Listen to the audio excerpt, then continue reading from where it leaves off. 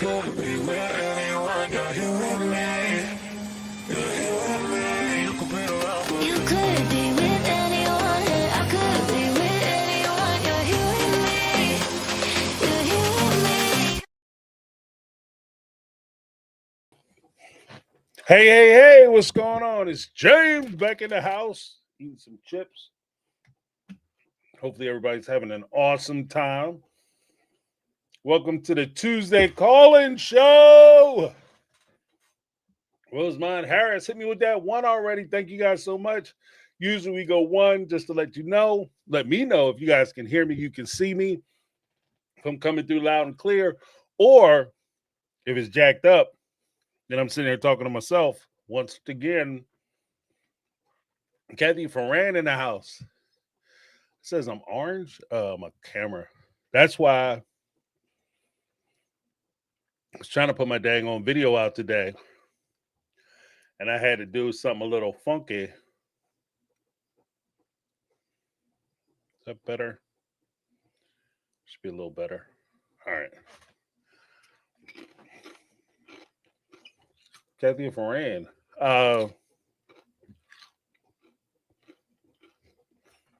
Judy Periscala. Lizzie B in the house. Yeah, please remember to give me that HBO special. It stands for Help a Brother Out Special. Hit that subscribe button. Ringing a bell for notifications when we go live. All right. And I still had that video coming out. It's going to be good, guys. I hit the points I wanted to hit. So, you guys, it'll be out. Hopefully I can get it up tonight and it'll be out tomorrow. Let me know what you guys think about it. Because I think it's a revelation. I think it's a revelation. Yeah, I don't want to toot my own horn. Toot. I want to be like Cody. Let me go ahead and hit this. I know. Hopefully, everybody had an opportunity to watch Sister Wives and take a look in the gander at like the foolishness. For those who may not know, thank you, Darlene Hall. Appreciate you. For those that don't know, part of the reason why we went to Tuesday for the call-in show is that I wanted to be respectful of everybody's time because those Sunday night shows, because TLC, damn it, decided that they wanted to air Sister Wives and only make it available at a certain time. And the time they want to make it available is late as hell because they're trying to get people to watch 90 Day freaking Fiance, which is a terrible show. That show is dog water. It's terrible. Like, I'm tired of 90 Day Fiance. They're doing the same thing Sister Wives is doing. They just repeating the same stuff, having the same conversations. People been on like back to back on different variations of the shows, like Gino and Jasmine. They've been going nonstop on the show, just making all the rounds before 90 Day, after 90 Day, 90 Day, Happily Ever After, third couples therapy. Now they're going into singles life. Like, what the shit? Like, I'm tired of watching them. Tired of it. So I have no interest in watching 90 Day Fiance. In fact, once I finish this last little bit of the original 90 Day, I guess it's the Happily Ever After. I don't know, whatever one is still going other than the Other Way. Did not start watching Other Way. I'm not watching any more 90 Days. Washing my hands. Thank you very much, TLC. It was a pleasure knowing you. Nice to see you. Wouldn't want to be you. I'm out. That's where I'm at. And then oh, Darlene Hall, yeah.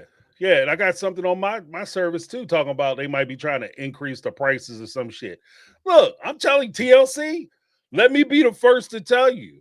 We won't be doing a Sunday night show because James won't be watching Sunday night. If they try to jack the price up and make that shit so I got to pay some extra to watch some bullshit, nope. Not doing it. Not that interested. Not that interested in rehashed, reworked, revisionist history of the same old thing we've been talking about. Look, I'm barely wanting to pay for the shit now. Okay, and the only reason I pay for it now is because I'm getting other stuff, and my lady like watching another show that comes on that thing that I'm paying for. But for that, Sister Wives ain't doing enough for me. I don't care what anybody else say. You know what I mean? I don't care what anybody else say. I don't care what anybody else say. Oh, sister wife's so interested. It's amazing what's going on. It's like so much. No, it's not. No, it's not. They aren't doing anything. They aren't doing it. They talking about the same shit. I'm tired of talking about the same stuff. Okay, give me something new. I mean, look, I'm getting bored. I'm bored with sister wives at this point. Yeah. I get it. Cody's a bad guy. At this point, it's just like, he's a jerk. But at this point, it's just a contest to see how much of a jerk he can possibly be before he gets kicked off the show entirely. Like, how many lines can he push? What can Robin say, or what can Robin do that's going to establish her as a further hypocrite or a bigger idiot? And then Cody, of course, establish him as like a big ass hypocrite and a Dunsky. Like, what are we doing? Oh, I want to be evil. Like, dude, you don't have the capacity to be evil. Because here's my thing. If Cody had the ability to strip those women of that land and get away clean, him and Robin would have been did it. They would have been did it. You can't tell me they wouldn't. Just like, oh no, James, they wouldn't do that to the family. They wouldn't do that to the family. Oh, they wouldn't? Didn't they do that with the McMansion? I'm sorry. Last time I checked, and I'm a pretty good counter. I'm not saying I'm a math magician like these mofos, but I can count. I know 1 + 1 is 2, and I know that if I sold 2 houses and you used the money from 2 houses to buy 1 house, and then they never got the money from the 2 houses that they gave to you so you could buy your 1 house, and then they kept kicking in money so that they could buy this land, then somehow they're not winning. They're not coming out even in this situation.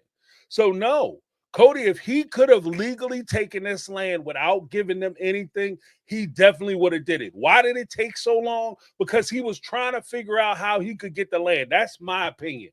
I think it took so long. I think it took years for them to settle this land because he was trying to figure out how to screw y'all over. And it's always nice to me that the sister wives, the OG3, is sitting around trying to talk about how polite and kind and generous and forgiving they're going to be with these people who are still trying to rip your asses off. I mean, when do you get up? That's my thing. Look, man, I don't know. I'm at that limit. I'm at that limit, y'all. Because when do you get up? Like my brother said, I say this a million times on this show, and I'm going to say it a million more. Like he said when we was kids, it was that impactful. He's my younger brother at that. I was in philosophy class. But he said something to me, I tripped my ass out. He said, the only way people can walk all over you is if you lay down for them first. Because we were watching the show, and we've been doing this for a long time. And he's like, the only way people can walk all over you is if you lay down for them first. When are these women going to get tired of having footprints up and down their damn back? And I know we sit up and talk about, the way they was raised. They've been out that shit forever now. They just get out last year. They've been out. Christina's been out for 6 years. 5 going on 6 years. She's been married for 2. Like, come on. Like, how long you gonna get tired of this dude just kicking your back in? Like, you got you hugging your kids in an RV? Fuck, man, bump you. Nope. Then he's gonna look you in the face talking about, and here's I see sometimes I say stuff on these lives, and then all of a sudden, videos start popping up. I'm gonna give y'all this one though. What's funny to me is Cody sitting there talking about, let's put it all together. Cody talking about, oh, Janelle, is there a way that maybe the 2 of us could kind of work shit out? Remember how he left stuff? No, I'm not going to talk to you. I don't give a shit. Slam the door. He didn't care about Janelle when she was living in that apartment, broke as hell, sitting there crying, talk about, I don't know, I'm 50 years old and I got to figure out what I'm going to do with my money next because I'm broke as shit and I don't know what I'm going to do. I have nothing. He wasn't interested in talking to her then. You know what's funny? When he came back and they were having that meal And he was talking about, well, what about us? I mean, are we skipping some stuff? What about us get back together? You know what was going on? Him and Maddie were talking, Janelle and Maddie were talking about buying that property. Holla at your boy. That's what I'm working with. Holla at your boy. Maddie and Janelle was talking about buying property in North Carolina. They had looked at property in Wyoming, and he knew that she was going to get a shit ton of property and a shit ton of land. And what he wanted to do was he wanted to get back with her so he could get his name on that property. Holla at your boy. Holla at your boy. Let me know if you think that that's what was going on. Put a 1 in the chat if you think that's what was going on. That he was trying to soft chew and try to pedal with Janelle so that he could kick it. Come on, babe. You know what I mean? You doing good. You and Maddie about to get this property and shit. You're going to need somebody to come in with the money and manage it for you. You know what I'm saying? Let me just put my name on it like I did in Cody Pass. That's what it was. I believe that shit. I believe it. This dude ain't fair. Ain't nothing fair about him. The only time he's fair is when he go to the county fair. This dude is not fair. He's not justified. He ain't trying to look out for y'all. He's trying to look out for himself and his bottom line. He said that to them before when they was talking about selling the houses. He said, look, I got to think about the young kids I got. I'm going to be like 70 years old still dealing with children. So I got to think about me and my retirement. He said this to the women who sat there and had his kids.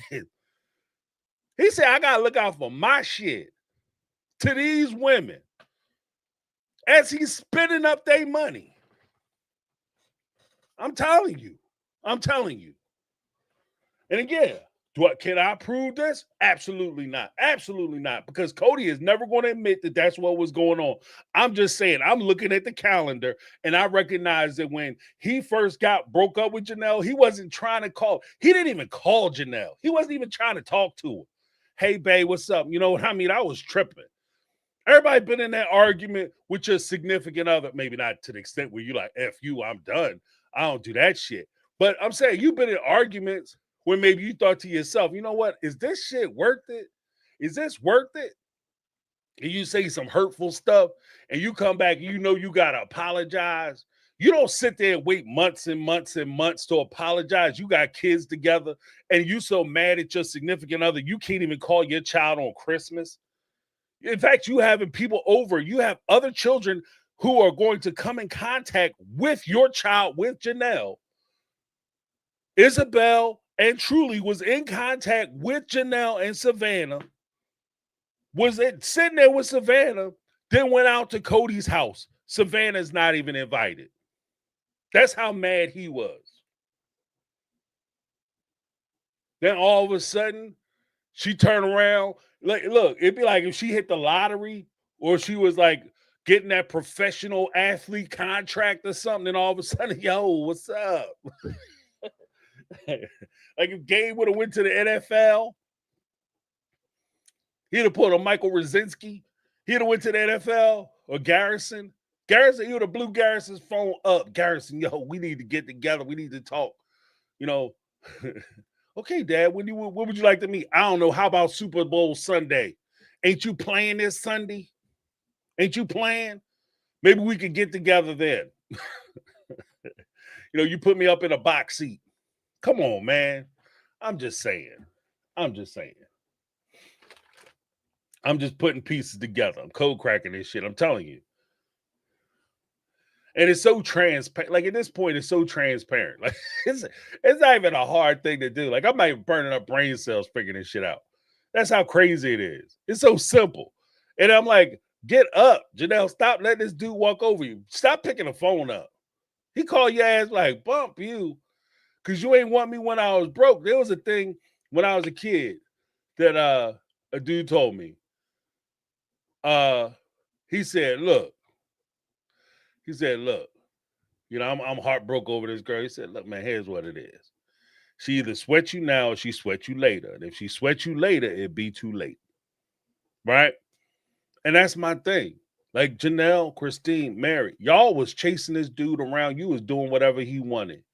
And he didn't want to have nothing to do with you. The second you start doing good, you used to get 2 nickels to rub together. All of a sudden, here his ass come. You know what I mean?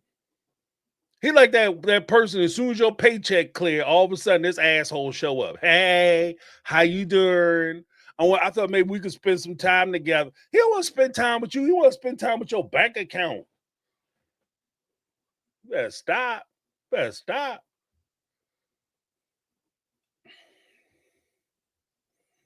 I'm telling you, you're gonna hear that shit on some videos later. Trust me when I say that. I'm telling you right now that's what that dude was doing. Because I'm looking at it, I'm like, it's kind of funny. Because everything, the time frame for everything is all jumbled up. It's all mixed and mashed up. But all that stuff that was going on with, because Janelle didn't just fall into that property down in North Carolina. Her and Maddie had been looking. They had been looking for properties. In fact, it got to the point where Maddie was like, maybe we just kick in and, I lend you the money and then we own part of Coyote Pass, because she was trying to get her mom out from under.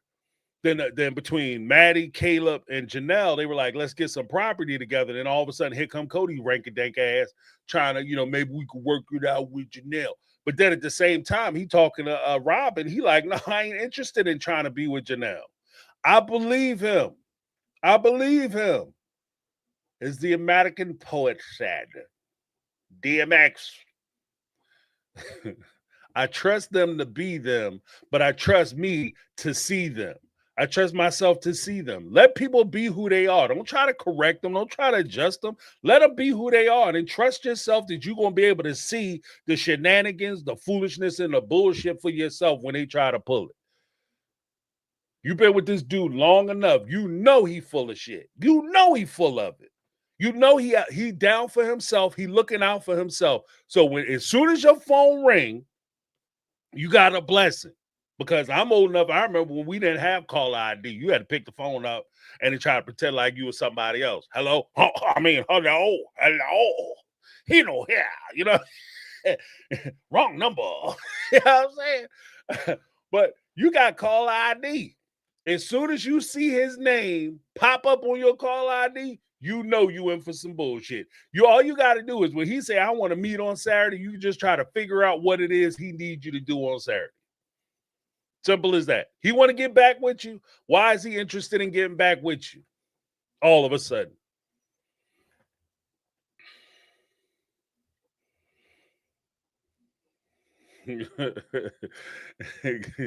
Listen, me said those were the times. Yeah, the times when you answer the phone scan. I'm expecting a phone call, but hopefully it's not a bill collector.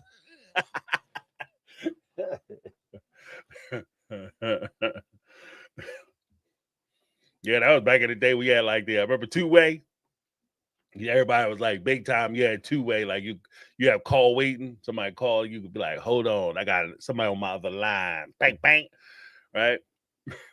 And you was really popular if you had three-way. What? You could call one person, be on the phone, one person call somebody else. Oh shit. You must be rich. You must be rich. Hey, I'm gonna hook you guys up.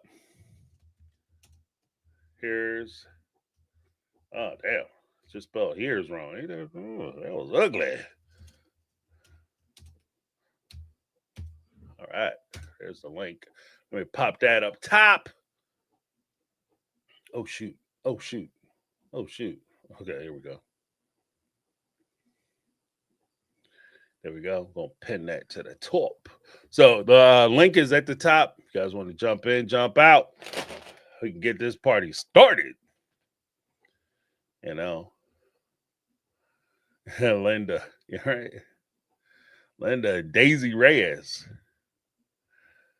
Yeah, I'm telling you. That's what it's at. That's to me. Getting all these weirdo like calls from Cody. All of a sudden, he blowing your spot up. He trying to get back at you. Before 10 minutes ago, you ain't had no time for my ass. Now all of a sudden, you just calling like crazy. What? Excuse me. We are not doing that, sir. No, thank you, sir.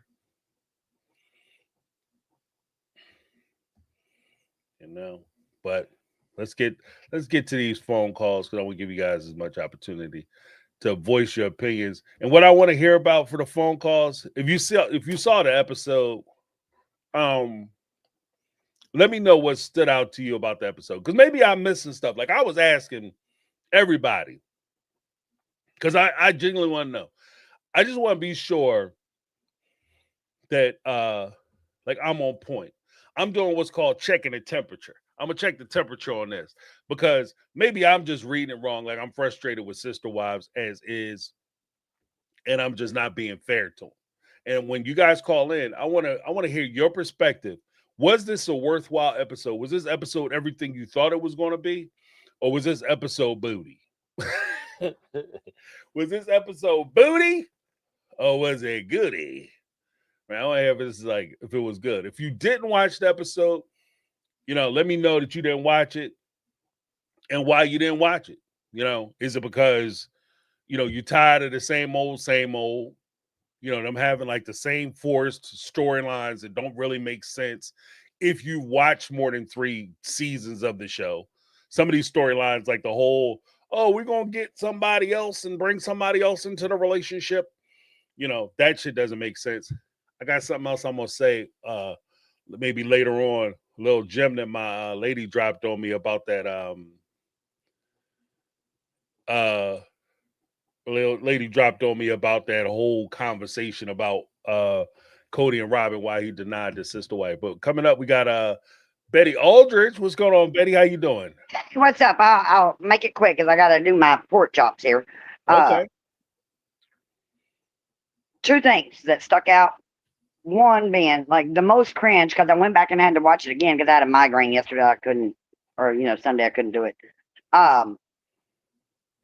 The sexual innuendos at the dinner were cringy as fuck. Pardon my language, but no, it's fine. That and Robin is just like it's like she's feeding a cow and he's just chewing the udder, just going right to her because she's laying the foundation. And I bet you we're gonna see one. How old is Saul now? 14? Close. Mm-hmm. So if she does a divorce, it's probably gonna be at least by the time he's 16, 17, under the age of 21. And while Ari's still young enough, and she's laying. I mean, she's talking about like how he's touchy feely in front of the kids, inappropriate even in front of the children, and like just I wouldn't say that shit in front of my kids, or especially not in front of a camera, and the kids are going to be watching. Mm-hmm. And poor Saul, I'm sorry, but that like somebody said on the Facebook things, I'm like, he is old enough to have a cell phone. He's old enough to brush his own fucking hair, cowlick or not. And somebody, which I agree, he may have been helping him smooth down the cowlick, but the boy has a cell phone. He's up. I'm like, I'm waiting on him to go, Mimi, you get voodoo. Right. Did you change your underwear today? Like that poor kid. And how many parents in their community may actually watch the show? The kids walk by and see it, and that would be something to tease that poor child with. Oh, you can't brush your hair? And if he's gonna brush it, at least wash that shit. It didn't even look clean. And I'm not picking on the kid, but I'm like, leave the child alone. You sitting there doing this shit is gonna make it oily. Because us old people, we know about that. While hair gets oily, the more you brush it, it don't shine. It just oils up. Right. Well, here's the thing, though, because if he's, as he's coming of age, he's going to have to learn how to do it himself anyway. 1, 2, isn't Cody the guy who kicks his kids out of the house when they turn 18? Yeah. So I mean, how's he even going to be prepared? That's what, 4 more years? Right. He got to be ready. If he can't brush his hair, how the hell he gonna move out and pay bills? Like, I had 3 boys, and at that age, they would have been freaking mortified if I had walked in their space in the bathroom at 14. They'd been like, "What the hell? Back up! This is my space." Right. When they came out of the bathroom, it wouldn't let me brush your hair. Did you remember to put on your deodorant? And if they didn't brush their hair, they went to baseball cap. It's like, At that age, they decided what kind of haircut they wanted, even if I didn't like it. Like, I mean, one had like long hair till he was like 17. I'm like, please cut that shit. I hate that shit. Cut that shit. But, and then, like poor Ari, and somebody else said it was probably staged, which I agree, it probably was, but she's 12 years old. She's developing her breath. She's developing. You don't open that door for the cameras and she's still in that bed. Like, don't invade that space. That you have to give children their autonomy at that age. I mean, I'm sorry, but and please forgive me if I offend anyone or if I offend you. But I just remember at 13, 14, 15 years old, my boys, I always banged on the door first before I ever entered that room, or even, like my daughter, because I only had one girl. But at that age, a cool wind went by, it was coming up. And definitely, that time of age, they're learning, and you wake them up and they're like, oh, get out. Right. I mean, I'm not being funny or trying to be crass, but that's just nature. I mean, that's what young men go through, and I cannot even imagine. And then he's up and dressed and like an hour before her. Bullshit. Yeah, well, because I can see that if he's in middle school, because it's like Yeah, that. but I'm not making no damn French toast. Yeah, I'm sorry. And here's your phone. Here's your things. yeah, There's a fucking bowl of cereal, which is probably normally what happens. I wish that just for once they would show something normal. Yeah, Like, I cook a lot, but I'm not a morning person, never was. So 7 o'clock in the morning, hell no, you ain't getting no damn big ass breakfast. Maybe once in a blue moon. well, Here's not. what do you think about the whole thing? Because I thought it was interesting that Cody was charged with preparing them breakfast, getting them ready for school, then taking each one of them to school individually. I thought that maybe that was put on for the cameras so that it looks like Cody's super involved. But the weird part about it is I've never seen Robin involved with her kids. Like, she's always had like nannies and always pushed her kids or handed her kids off to somebody else. Even when she was doing the show. So No, I absolutely believe he's doing it. He's probably doing it, but out of necessity. Because if he doesn't, they don't have a nanny right now. I mean, the kids are way old enough; they don't need a nanny. Even when you see them walking, like if you see them, she's really not an involved mother. Like, other than saying, "Oh, that's not good for your body." Like, what? Cody is probably the designated parent because she probably sees them as her cash flow. And I'm not being ugly, but I've seen men and women both treat their children like that's their cash flow. Right. That is their income. It's not love. It's not respect. It's not to be involved. It's that you take care of them. I had them. They're yours. You take care of them. But I depend on them because hey, they got to keep that money coming. It would, at this point, as much as I think Robin may love her children, but if you've had somebody like even with the other one, she talks about having a nanny, and she had McKelty coming in with the other three, and McKelty was not old enough to be a supervisor of children, maybe for a couple of hours, but not to guarantee they did homework. They got their ridiculous. You can't. Like I babysat growing up, but only for a couple hours. But it was not up to me to make sure and ensure that another child did their homework. Well, I'll say that, but I did take care of my baby sister, and I made sure she did homework. I walked her to school. Those last two are being so much treated like babies. They're not prepared. And it does make me wonder, though, like, if they've sat down and explained that if the income goes away, like, their situations could change easily. Because, like, we've been through hurricanes and job loss and having to rebuild. When we were on the upswing, I always made sure my kid, I did take my kids to volunteer in shelters. Mm. And everybody, you know, I mean, I used to get shit for it. It's like, why are you making them? It's like, because I want them to understand and be grateful for what they have. And I'm not saying those kids aren't grateful. It just doesn't come across that way to me. Right. But then again, like I said, I don't know the children. They're rarely on there. You really don't see a side of their personality, but a small bit. Rarely do we get to see what their true personality. I mean, like with the older kids, we saw them grow up. We saw the personality. We saw their struggles. We see Maddie's struggles now. Right. She Right. broke my heart. It was hard for me to watch that. And I know people give Caleb shit, but the best thing he could do is be silent and let her have her feelings rather than jumping in, trying to tell her what to feel or, you know, what to say, or even holding her hand saying, well, it'll be all right. Maybe privately, but in that moment, giving her autonomy to be herself and cry. I think Caleb did great, and he was there to support her side by side. And he looked at her and he was concerned, but he didn't interrupt her. He didn't. That much I do respect about Caleb is that he didn't jump in and interrupt her. He didn't take her hand and say, shh, shh, shh, kind of shit. Because when you're hurting, the last thing you want is somebody to shush you or tell you it's going to be okay when it's not okay. It's like Right. someday it might be okay, but it's not okay right now.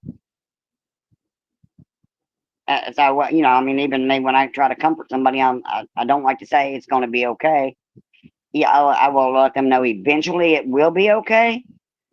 And even though it's not okay right now, it's okay not to be okay. It's okay to be sad. It's okay to scream and cry and go out if you have to in your yard and yell, even for some of the people we have in here that I absolutely love to death. It's like, yeah, if you're having a bad day, it's okay to be angry. It's okay to go out in your backyard and scream if you have to. Fuck the neighbors. Let them look and be like, I don't know, I saw a mouse. Mhm. Or if they look at you funny, say, spider. But I like to give people permission to feel what they feel. I'm sorry, I went off on a tangent and I didn't mean to. My medicine kicked in a little early. That migraine medicine, I'm still kind of hungover from my migraine medicine.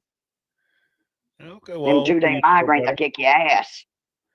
Well, I know you got people waiting, baby, and I did not mean to take up all your time. No worries. No worries. It's a pleasure talking to you per usual. Well, I love you to pieces. I love everybody in the chat. Like that. And if I offended someone, I really did not mean to. No, I'm I'm just sure you. saying, having 3 boys and you have a son, I'm sure you understand. Like them ages, like especially coming up on that 14. But I Right. was more cringy about. Like I rewatched the dinner scene twice, just because I'm like, wait, did they fucking really the licking the fork and oh, I like things about the licking. I'm like, uh. You're saying, I mean, I'm not saying couples don't say that to each other joking, but you don't put it out there on camera. Right. Right. Well, I mean, I think that at the end of the day, I mean, it depends on your comfort levels. And the one thing that would bother me or bothered me about the whole thing with that is you guys made a big production of trying to be illicit on the show, but as soon as somebody asks you about it, like if Suki asks him a question about like, oh, what was going on at dinner, all of a sudden they all insulted. Like you Oh, can't have it both ways. If that's what you're going to talk about and that's what you're going to bring it out, you can't bring up how you were knocking women down. Like, oh, back in my high school and college days, I was getting laid like a bearskin rug, son. I was just knocking them back, you know, and blowing people's wigs back all weekend long. That's what I was doing. It's like a job. Then as soon as somebody asks you, oh wow, you used to go on a lot of dates? Whoa, how you gonna talk about my private life? That's ridiculous. That's my privacy. That's insulting. yeah. Like, stop that shit. Like, either talk Either about talk it about it or or keep it don't. to yourself. But I mean, like, if you want to put it all out there, then knock yourself out. Right. But And that's don't be like the mad when woman people thing. talk about it. You know what I mean? Oh, I can't wait to see like the tell all where like a pig. Did you really call me a pig? Hmm. Like, and like my husband acted like that, and I had to call him a pig. So what marriage is there? I'm like, I'm not gonna say behind your back, bitch. I'm gonna say it to your face. You're a fucking pig. Stop that shit. Right. Stop that. Grow up. And if he didn't, be like, Fuck you. I mean, of course, I've been married 40 years, so I tell my husband lots of stupid shit. Well, I'm sure you have dirty conversations too, because you're even. It doesn't Yeah, matter and then how we get long to you've give. been But married that or was years ago. how old you are. At the end of the Well, day, that's that was your years ago. I mean, man. we talk about it now where we were trying to be all cutesy and stuff, and then we got the giggles and fell out of bed laughing. I'm like, this is not going to work because I got the giggles and I couldn't do it. Right. Well, I You know, I mean, mean, but that's an intimacy thing between you and your husband. That's what they're trying to show us is like an intimacy thing between him and Robin. If you put it on the air, it's liable and it's open for conversation. You can't be mad that people want to ask you questions about it if you bring it up. So if you don't want people asking you about your bedroom activities, don't bring it up. And you and damn don't sure say don't you're bring up shy. stuff about sucking on this and licking on that. Like, Yeah, come on now. Like, come on and now. then pretend you're shy all of a sudden. Oh my, I'm so shy. We don't talk. We don't talk about stuff like that. No, we don't discuss that. When you Obviously you clearly do because you you got just two did. kids. Obviously you do. Y'all been having sex because you got two kids. So I mean, and the whole reason why Cody married you is because of the bottoms. Let's be honest. So it's not out of anybody's purview when push comes down to shove. Like I've been saying about this show the whole time. I'm grown, Doc. I've been grown a long ass time. And when rubber meets the road, I know adults going to do adult things. That's my assumption. Now, if you want to talk about the adult things you're doing, don't be mad. If you want to talk about your sex life, don't be mad when people ask you to talk about your sex life. Sorry, I'm not, you know what I mean? Miss me with all that. You know, I'm so snooty and I'm so proper that I can't discuss these things because it's too tawdry. Then you shouldn't have brought it up. Yeah. You know. But to me, it's just kind of the factor. But it's only little. Like I don't care about the sex part because I mean we've all had it clearly. Otherwise kids wouldn't be here. But Right. it was just the way she like, you know, she just kind of puts it out there. Like, well, yeah, he's kind of that way, even in front of the kids. And I would say, whoa, like, Right. Right. Well, that's just what because the he's hell is trying he to doing kiss in her and front of hug the her. kids? You know what I Like, mean? Because he's trying to kiss her, hug her. She's trying to imply that because he shows any affection in public or in front of people that she's too shy to do it. But that's yeah. ridiculous too. Oh, let me Well, I need to let you go because I'm sure you got a ton of people waiting, and I did not mean to take up your time that no way. worries. No I'm just worries. going here and start up my pork steaks. So I'll be listening in the background, y'all. All So if right. I don't comment, it's only because I'm listening in the background. I got to go do them steaks. Right. Girl, that's so good. All right, love you, baby. All right. Have a good one. You too, sweetheart. All right. Bye. Bye. Loving on Betty. All right. Next up. Yeah, you know what? And when it comes to that whole thing, what I'm saying about like the him getting the kids ready, they did that as a like I'm just super involved because he doesn't talk to some of his kids, so he's trying to show that he's hyper involved with his other kids. But it kind of falls a little funny because let's pretend that Robin is Christine. You would know that going into that situation, you would know that Christine is doing it 99% of the time. And, you know, it's a partnership for taking care of the kids. I'm just saying, like, I've never seen a situation where Robin was doing her kids by herself since she was by herself. The only time I really saw Robin dealing with her kids, like as I'm dealing with my kids, is when she lived alone in the other part of Utah. You know, I think St. George or whatever. So now, it's just weird that Cody's doing it and Robin has almost nothing to do with the kids. I'm just saying. But coming up next, we got Megatron. What's going on, Megatron? How you doing? Hey James, what's up, What, man? what's happening? Listen, I kind of went off on speak pipe, so I'm gonna leave that one for a Thursday. I had to take, my pressure finally went down today. I'm calm, but so I had 2 points that I peeped things. Even though we only got 15 minutes of new content, I peeped a lot. I was like, because I had to go back and watch it again, Mm, but. Anybody catch the shade Janelle was trying to throw on Christine the whole episode? yeah. Like I was like, really, Janelle? She was shading David. She was like, oh, he has an ego. But Cody, oh, he's charismatic. He has a big personality. Janelle still want that man. If Janelle's kids didn't give her an ultimatum, she'd be right back over there with her mouth looking like a bowl of mixed nuts with him and Robin. Because ain't no way on this earth you still giving this man all this grace.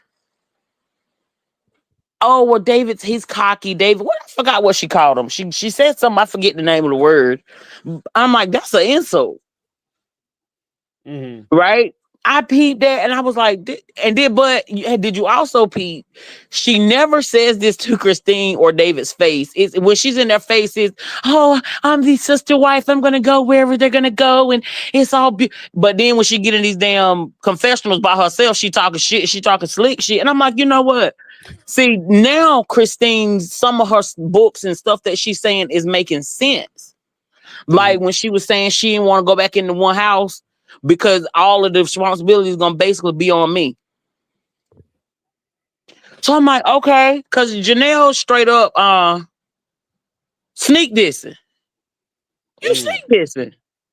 But then you in these people's face, it's all good, it's all, and I think Janelle is low-key jealous of Christine because Christine's kids are like, nah, it's whatever Christine's gonna do, that's what we're gonna do.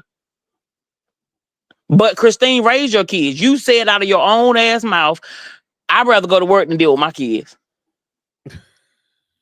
Did she or did she not say that? Yeah, she did say that.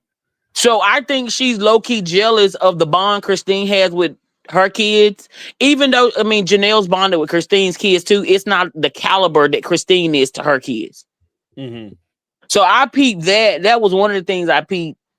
And then the other thing that I peeped on, one of them that I peeped, I talked about that on the speak pipe about what is it, Sister Witches? Yeah. Yeah. Okay, I'm gonna leave that one for Thursday because I went on a 4 speak pipe rant about that. But and then another thing, oh my gosh, calling them sister witches. listen, you gonna hear those speak pipes. You gonna hear it. You gonna hear because for y'all to have 200 siblings, where y'all brothers and uncles at? Yeah. Yeah. Ain't no way. But another thing that I wanted to bring up too was damn, I forgot it. It was, I want to say, I don't went out of my brain, but I know about the kids. It was about the kids.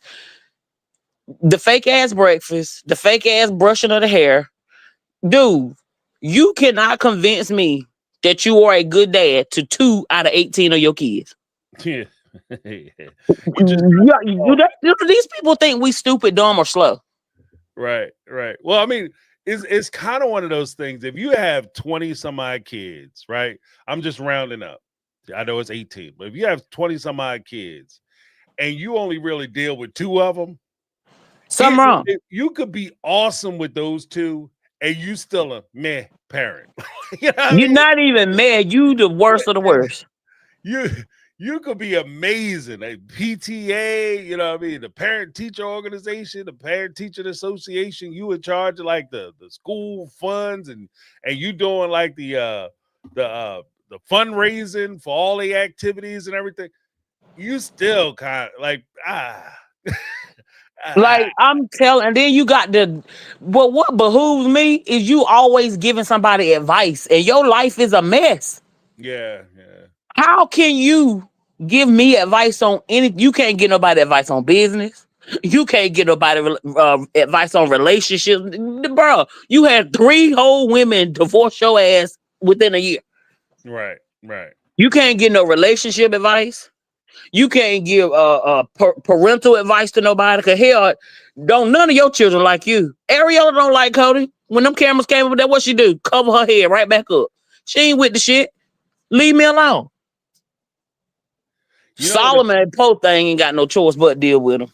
The craziest part about that, though, because I was thinking about it the other day. The craziest thing about it is in this situation, the kids who would, break both their legs to spend time with him, he doesn't want to have anything to do with.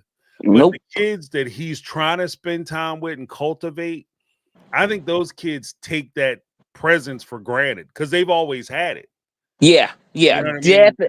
That's what I was getting at. Like, it's like he's in their face, pick me, pick me, pick me, and they're like, look, man, go ahead for real. Right. And then the Right. kids that his children that are saying, Daddy, look at me, hey, pick me, I'm doing. Oh, that's not on my radar right now. Ain't that what he Yeah. told No, it Isabel? I'm too busy Punk trying to ass. catch these other two. These other two rascally rabbits, you know. You know, So I just it's weird. it's like these something wrong something wrong with these folks. I swear. I don't know, James, but I peep. But those are one of the things that I peep. Like it's like the relationship with him and Robin's kids are forced. Mm. It appears very forced. And then the older two girls, they didn't even show them, but it's like they're terrified. They always crying. Look like they flashing a help me sign somewhere. I be looking like, are they signaling for help? Are they blinking? Like, what's happening? Right. The two Right. younger two are bored out of this gourd, as Christine said. Don't want to be bothered with them. Yeah. And I'm just like, it's a shame because they're at a very awkward stage because they're in the formidable years of their life where kids are like to have parents, and this is how they pay their bills. Like, you know, in fairness to Robin and Cody, and even Mary, Christine, and Janelle, this is how they pay their bills. But your business is all in the streets, and all these kids are watching the show. Their parents are watching the show, and you got your mom on television talking about she like licking on your daddy. Like, you know what I mean? Like, that's just, and her you know, back lips in the ain't day, no I don't know bigger how than a they, gnat's ass. yeah, I don't know how it is now, but I know back in the day, that kind of stuff get your ass into some scrapes in the schoolyard. Yeah, you better learn how to fight, and you better learn how to fight quickly because you're gonna have to fight.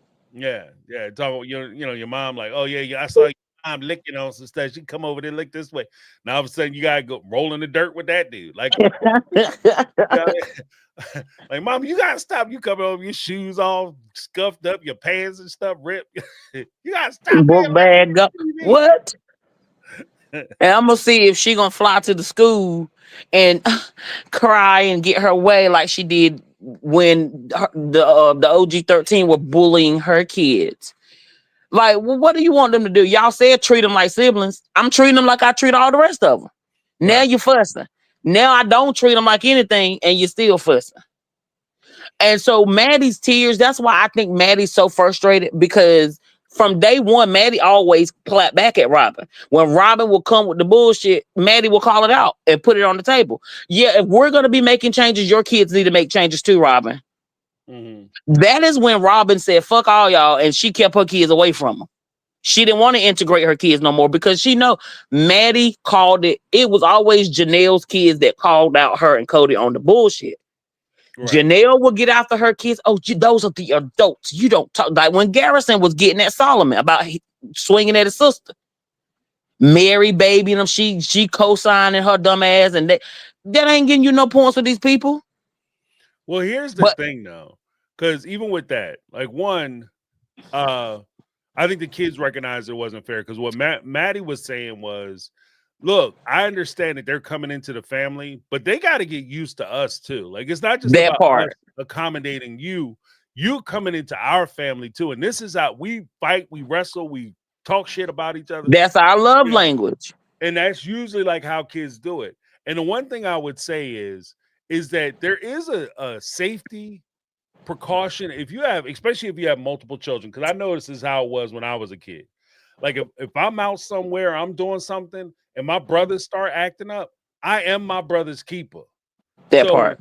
I'm not gonna go home and be like, Mom, this is what's going on. No, if I see him acting up or he step out of line, I'm right there to enforce those rules because I'm my brother's keeper. I can't have, and you know, the way I was raised, I couldn't be out in the street and my brother acting up and I'm standing there watching him. I ain't And doing then nothing. I bring my ass home because there's gonna be problems for me when I get home. So I got to make sure that he's doing what he's doing. And what Big G's was doing was he was doing that. He was being his brother's keeper. So if His somebody's brother, right? acting up, Exactly. he said he pulling them back, like yo. And we're gonna keep it all the way a buck. The thing with that is that when you have brother to brother or brother to sister talking, or sister to brother, whatever, sister to sister talking, siblings talking to each other, dealing with each other, it hits different than when your parents say it. Mm-hmm. You know what I mean? It hits different. So mom and dad gonna be the ruling forces, but when your cool ass brother or your cool ass sister say, "Yo, you messing up," You right? wilding out. That You makes gotta you take calm a step down. back. Right, right. So no, I But agree. I I think agree. that's also, I think that showed a divide, and that was already, I mean, I think that just highlighted the divide because you are making your kids parent the other kids when it benefits you. Right.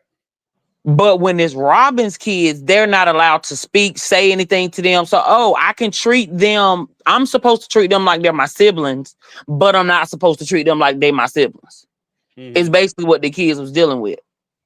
And that's why I feel like Maddie was so hurt because it's like, this was what we had going. This is what I understood it to be. And when I acted accordingly, I got shut out of my dad's life for it. Right. And I think that's where her frustration. I mean, I can't. I trust me. I've been where she's been because out of my 4 siblings and myself, my parents had 5 kids. I'm the only one that had a relationship with has a relationship with my biological dad. None of my other siblings will talk to him. It was literally the same situation when he and my mom got divorced. And when my mom got remarried, he was so upset that he stopped talking. He stopped coming around. We never saw him or spoke. We knew nothing about our dad for a whole 15 years. Mm. When my mom and my stepdad divorced and he found out through the grapevine, oh, they got divorced, then he popped back in like, oh, I missed y'all. And, it was just, it was a lot going on. And so me being the youngest, I wasn't as affected as my older siblings were because it's a big age gap between me and my siblings. So whereas I wasn't as hurt as they was, I was able to forgive, forget, and move on. So, but they just like, nah, you toxic. I don't have nothing to do with you. So I Mhm. feel her frustration and pain. Right. And I don't know. These people are crazy. All of them need help. They need some therapy. And I ain't talking about that one they was going to in Sedona. Y'all need a real therapist, not a TV therapist, to work some stuff out. Because Peyton just dropped the video. He going off. He was like, anybody that compare me to Cody, I'm blocking you. I'm not debating you. I'm not arguing with you. I'm not like him. Yeah, he's my dad. I might sound like him. I look like him. But I have nothing else in common with this man. Like Wow. these kids are really, really coming for the jugulars. And you can't blame them. Yeah. Cody's a piece of work. Cody is real. He's really, really a piece of work for real. But those were my key points. It was the kids, Maddie and Janelle being a little two-faced, a little heifer. So those were my points. And then, like I said, the other point, you're going to hear it on the speak pipe because, Lord have mercy, help us all. All right, I look forward to it. I'll be running it on Thursday. So All right, y'all. Well, I just wanted to call in, and I'm calm tonight. I ain't as riled up as I was yesterday when I called in. see, you have 24 hours, right? But Yeah, you had to give a warning, give a little warning before you play my videos Thursday. all right. And the kids in the room might want to put your earbuds in or whatever. Right. Headphones. Yeah. Well, all right, James, I ain't gonna take up no more of your time. All right. Thanks, Megatron. Have a great day. You too. All right. Bye. Awesomeness. Oh, before we go to Carmel Cuties, we have a super chat from KDB. $9.99 super chat. I believe that Cody and Robin must have gotten an advanced copy of Christine's book, and now there's scripted scenes about licking each other and Cody acting like he's super dad. That bullshit is all for show. I agree. Because you can tell. See, here's the thing.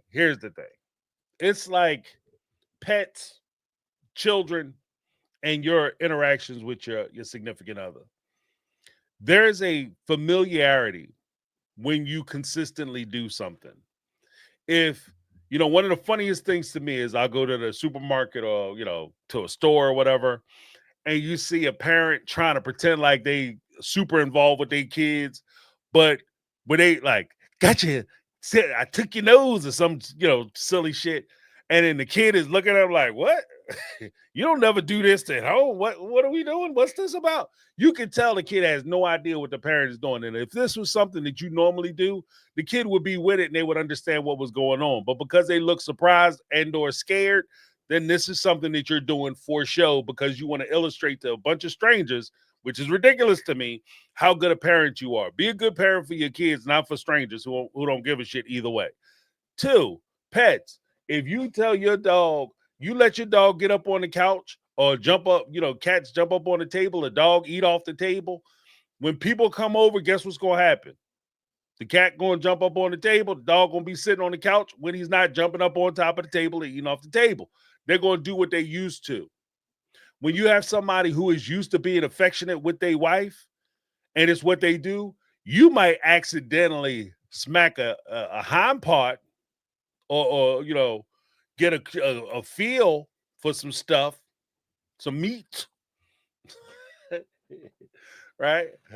Aaron hand will be reach out and touch somebody, get them old time AT&T privileges, reach out and touch somebody because that's what you're used to doing, and you might mess up because this is this is what you do when you by yourself, but then you don't realize the kids are sitting there, right? That's one thing. But there's also a point too where if this is how you guys talk, this is how you flirt and you kind of nasty with each other, then it comes off a lot more smooth. It sounds natural when you say it. It doesn't sound like a gag, right? That's what they call like put together jokes. It's not a gag joke. Like you gonna lick that? They sound like high school kids. People who not used just coming into the power of their sexuality. You gonna put your mouth on that? We grown, folks. We grown. You know what I mean? Let's be honest. When you say something like that to your wife or your husband, you gonna lick, girl, I like the way you be looking on that thing. You know what I mean? Like when you say that, it's an invitation. All right, let's be straight up. We grown. We grown folks. We're not kids. I'm not a high school student. I'm not going to sit there and pretend like it's just something you say because we know what it is. When you say that to your significant other, that's an invitation. When you like, oh, girl, you done caught me wrong, girl. You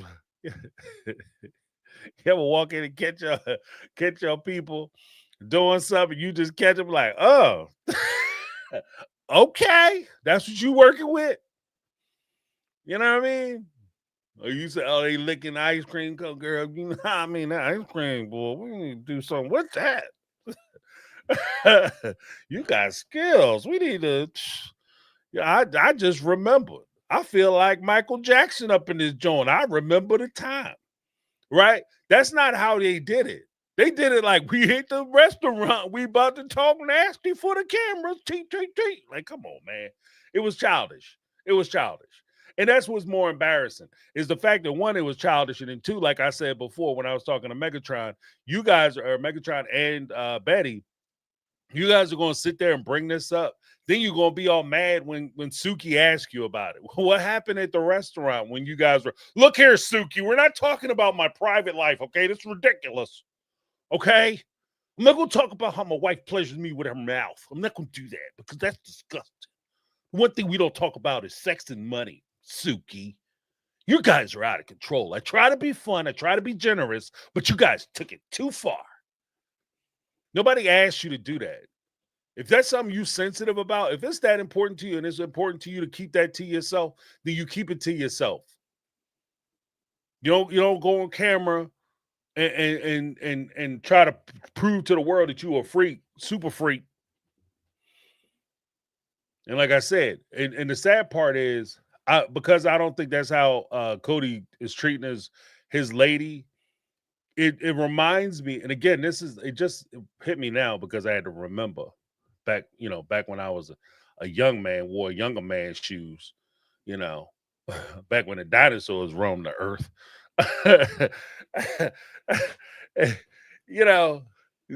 When you do stuff like that, that's a young boy first girlfriend, stupid ass thing to do. You're trying to show out for people in front of you, like your buddies or whatever. You're trying to show them what it is you're doing. Again, I never understood that dumb shit, because if you with somebody and they give you the privilege of that special moment, right? They give you the privilege of that special moment. Why the hell would you go and tell everybody to dissuade them and make them feel uncomfortable when they giving you that special moment? That might cut you off. You might mess around and get cut off.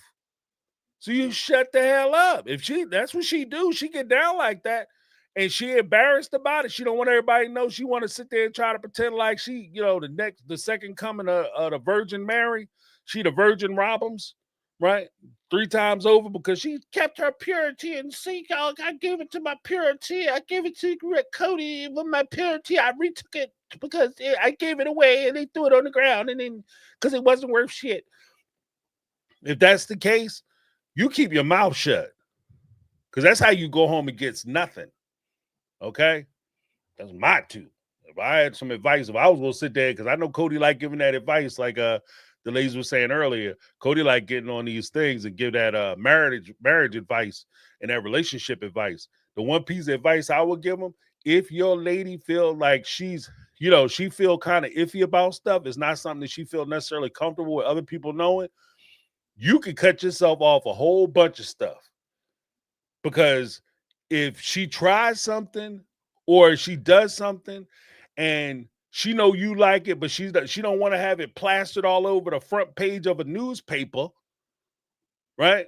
And you out there blabbing your damn mouth, she gonna say, okay, you know what? I was gonna do XYZ, but now I'm not even, forget XYZ. I'm not even doing 1, 2, 3.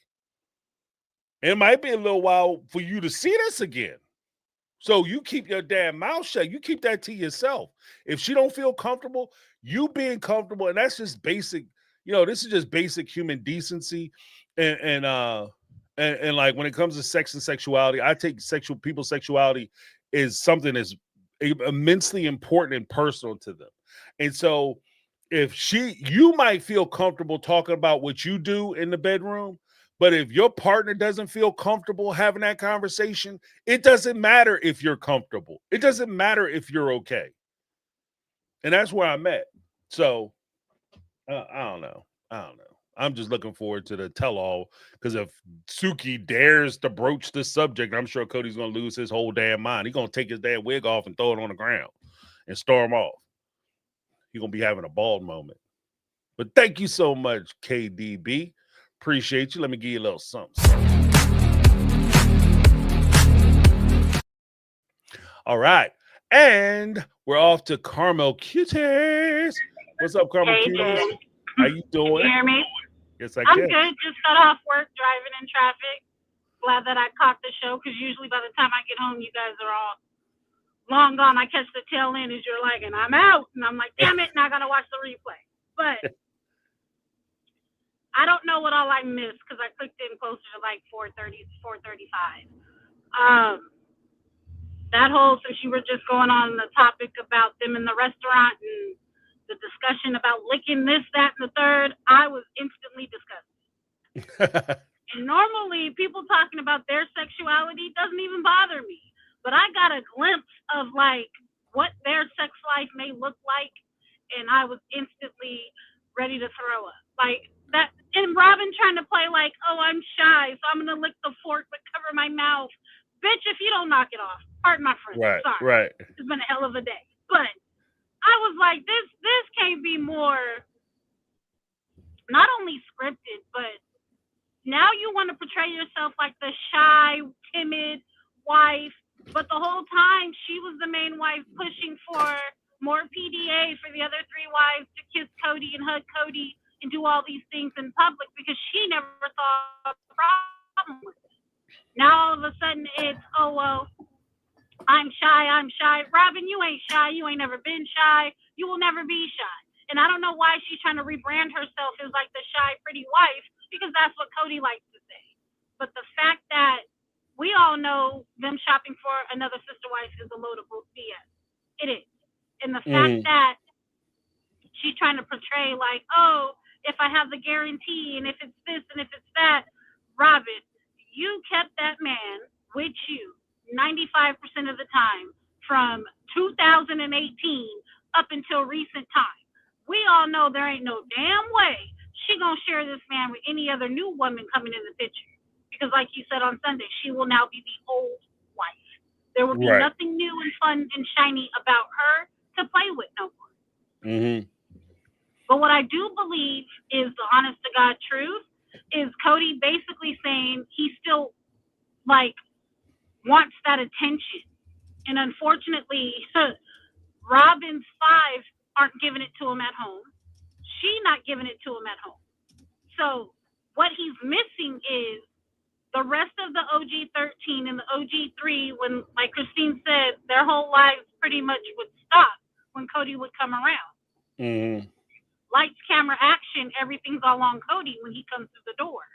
And so the kids that were starving for his affection, love, and attention are probably going to be in his face like, hey, Dad, look at this, and I did this at school, and I did this, and this, because they're trying to pile in everything that they need to tell him because they don't know what day of the week he may come back again so they can do it again. You get what I'm saying? Right. So now that he's confined to the McMansion 2.0, he ain't getting that same in your face, Dad, I want the attention all the time. Because it does seem to me like Solomon may be a major introvert.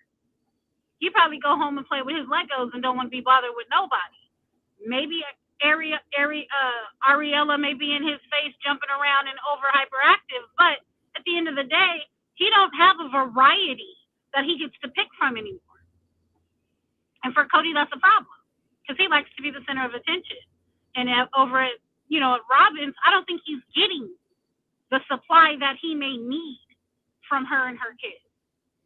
Mm-hmm. No, I can see that. I can see that. It sucks because you do have children out there that want to be a part of your life and want you a part of theirs, but you refuse to man up, do the thing that's right, apologize, make it right, and go be a part of your kids' hell, even your grandkids' lives for that matter. Right. He too stubborn, and he knows ain't none of them gonna kiss Robin's behind neither. So, but I also agree with Megatron when she talked about the part with Maddie. Now that hurt my heart. I'm not gonna lie. To see her cry and the emotion that she shared and showed, I can feel that because I too was a child who wanted the love and affection and attention from a parent. That now that I look back on it, between the drugs and their lifestyle, they just didn't have it in them to give it to me. Right. Right.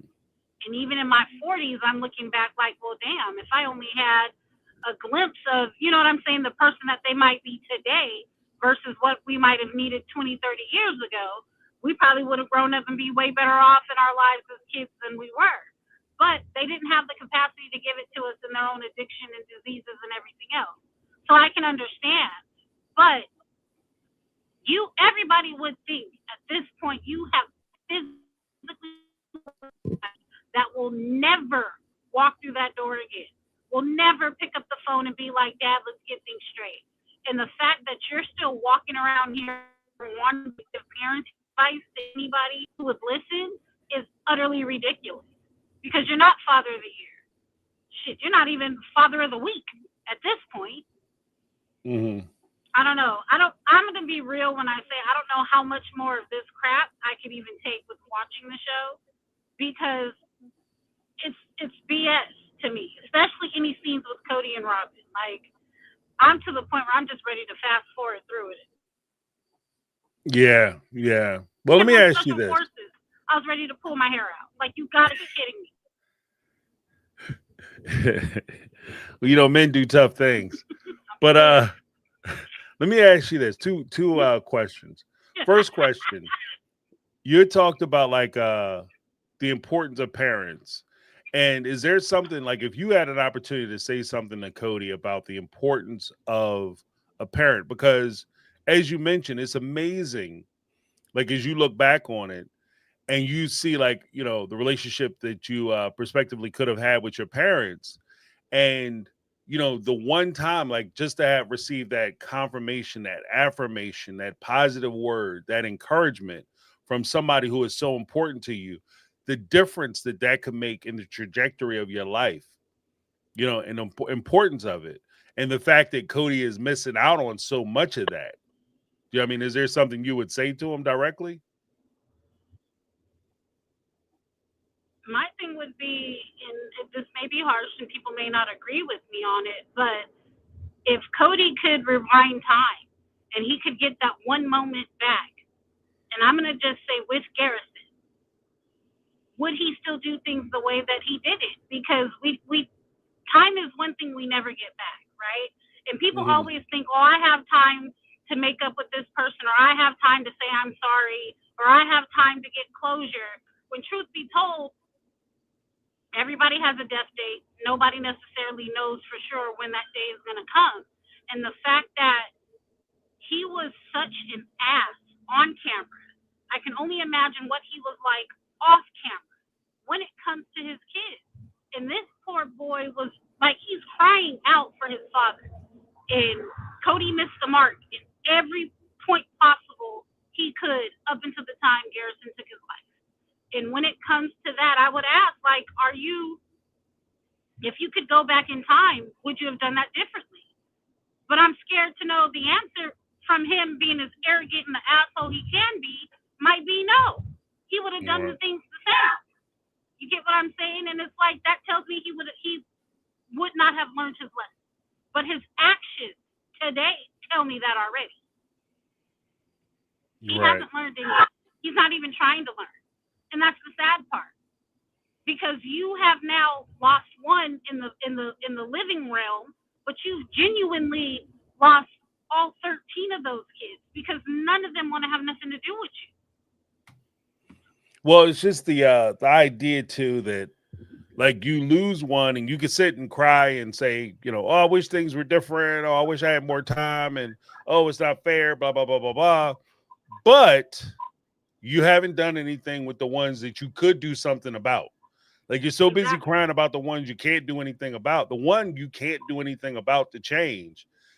But it's weird that you haven't done anything to change the ones you could actually change your circumstance and situation with. So, I mean, I think that's I strongly very feel telling. like even as an adult, I am still somebody's child, right? And I can't stand to hear other adults who are parents say, well, I left the door open, so I'm going to just wait for my kid to reach out to me, and I'm going to wait for them to come around. And I'm like, but you're the adult. You're the parent. I don't care if that child is 56 years old. At the end of the day, you are the parent. You should be reaching out to those kids. And whatever they're saying they need you to do, you should be more than willing to do it. Right. I don't care how much, and I can be just as stubborn with my own kids. But the one thing that I have in my relationship with my children is, no matter how jacked up it may make me feel, if I say or do anything that upsets you as my child, correct me on it, tell me about it so I can fix my actions and not do it moving forward. I open up the door for communication, even if whatever they have to say hurts me. I tuck my feelings to the side and I say, okay, if I said something to you that was wrong in the heat of the moment, I apologize. But I also apologize with my actions. It's one thing to say I'm sorry. It's another thing to show you I'm genuinely sorry and I'm working on who I can be, being better for you and better for myself. And I feel like a lot of parents decide, like, I'm the adult, I don't care, they're going to deal with whatever it is and just deal with how life comes about. And I don't feel like that's fair to say, because everybody has feelings. And just because you may deal with something one way doesn't mean that your children deal with it the same way, no matter what age they are. And so with that being said, like how he's like, well, I'll hold the door open and they're going to have to come to me, but I'm also going to be holding this hand over here. He's so worried about whether they're going to like Robin and want to suck up and kiss Robin's behind. He's missing the mark. You got to work on your relationship with your kids first. And then when y'all get good, slowly weed in having them have a relationship with your wife. But you're trying to force feed your wife and her kids when that's all they've seen since the show started. Right. And I think they've all gotten to their breaking point where they're just sick of it, and I don't blame them. But they're a mess, and I'm not seeing how any storyline they may present forward is supposed to be a good look for either one of them. Because every episode thus far, it just makes them look worse and worse. Especially since the book has come out. I don't think that they're trying to do the redemption, they're trying to do the redemption tour. But most of us aren't falling for it, who have watched the show since season 1, episode 1. We know it's BS. We know that that's all they're trying to do is keep the ratings so that they can keep their finances coming. But at the end of the day, it doesn't change the fact that you're scumbags. And you've dogged people out. You know what I'm saying? You dogged your family out. And I strongly say it. I say it all the time. You'll never be blessed dogging people out the way you have. I believe in karma, and I know it's coming. And I just hope and pray that we all get a front seat right behind his biological family when karma hits, because he deserves it. You know what I mean? I was hoping on Special Forces one of them men would just bust him in his forehead one good time for it. But, they didn't. So. Well, they do have a thing where they do some boxing later on. They spar in boxing. So I've seen that preview, and I'm waiting because I'm hoping they bust him in the mouth and a tooth or two falls out. But one can dream, right? Right. I don't know. I'm not really feeling it because the showdown at Coyote Pass, that storyline, I'm all the way over it. Looks like we may see a little glow up in Janelle living her best single life, and that's fine. I'm for it because I think she deserves it too. Mary, I'm not interested in seeing her speed date and doing the snort laugh and all that giggly goo goo stupid shit that she and Jen do. Like I think I've gotten to that point where I'm a little over the show at this moment. I'm just holding on just to see if there's something new that might happen, but we're replaying the same storylines over and over again, and it's old at this point. Right. Yeah, because I was even thinking from the perspective of, like I talked about on Sunday, like what happens if you're the first person, like if this is your first episode to watch it, like you're watching Special Forces and say, who's this Cody Brown guy? And you tune in on Sunday, like how the hell did this show last for 19 seasons? What is going on? Because the stuff that they're even talking about is only important to people who've watched the show. It's you know what I mean? Like, I don't understand why they're having problems. I think because a lot of viewers got hooked. Right. I think a lot of the viewers got hooked just on the thought of polygamy and what it could be about. I wasn't a fan of Big Love prior to Sister Wives. Truth be told, I just watched it like earlier this year, and I was like, oh, this is what the big hype for folks were who did watch it when it was on HBO.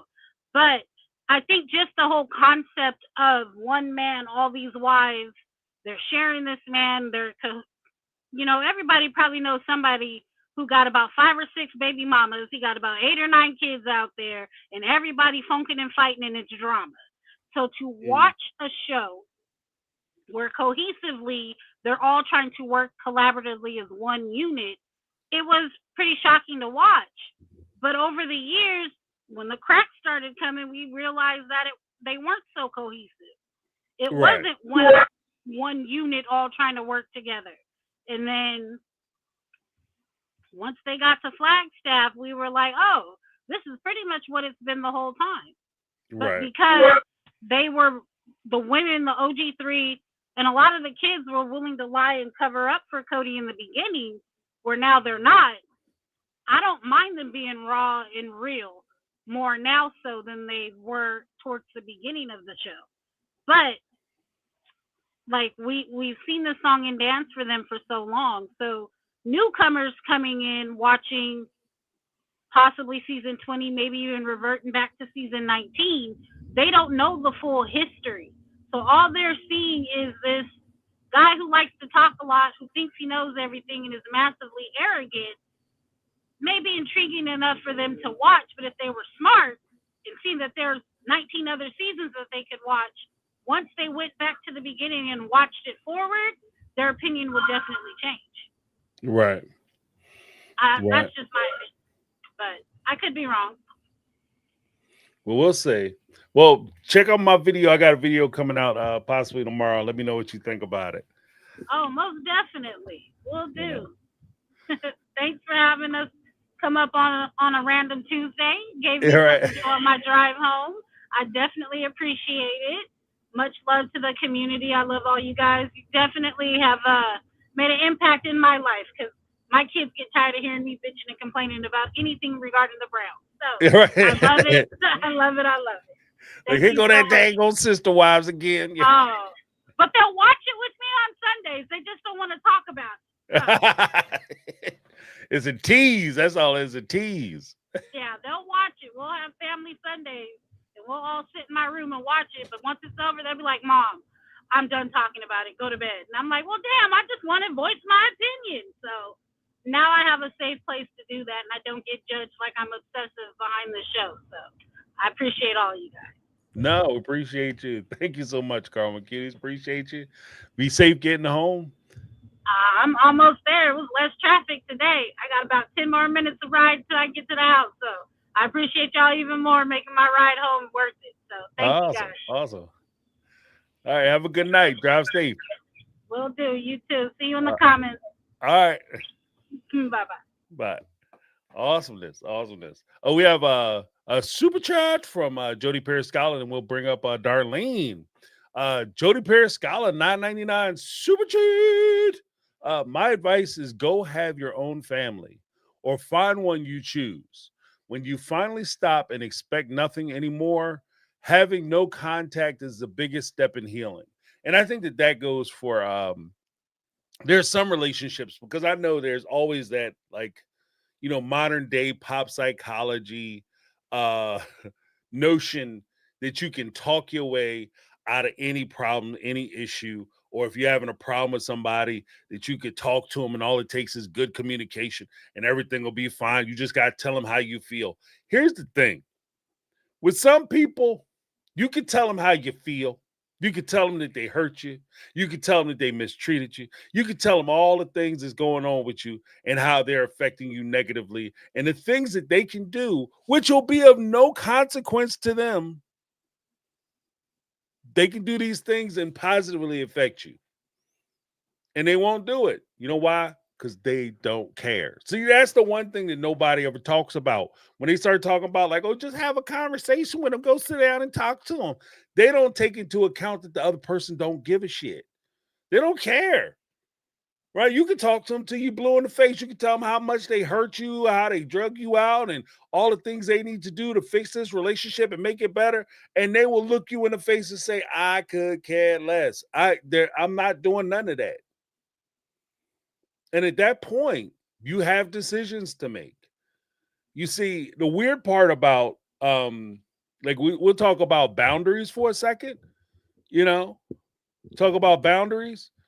You know, the thing with boundaries, people say it like, again, communications, you got to set your boundaries and stick to your boundaries. Let them know what your boundaries are. Boundaries aren't for the other person. Boundaries are for you. Boundaries are for you. When they cross the line on your boundary, you have decisions to make. Is this something I want to do? Is this relationship worthwhile? Is this something I want to pursue? Am I okay with this?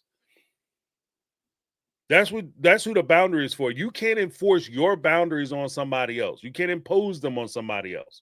Your boundaries are there for your own protection, your own mental health. In some cases, you got to walk away from a shit relationship for your own mental health, so you're not crippled and crazy and possibly going to the penitentiary. Okay? You got to walk away from it because they putting you in the ground. What, you know what I mean? And the craziest part about it is, and I said this, I think I said it Sunday. I know I've said it before, probably a ton of times before.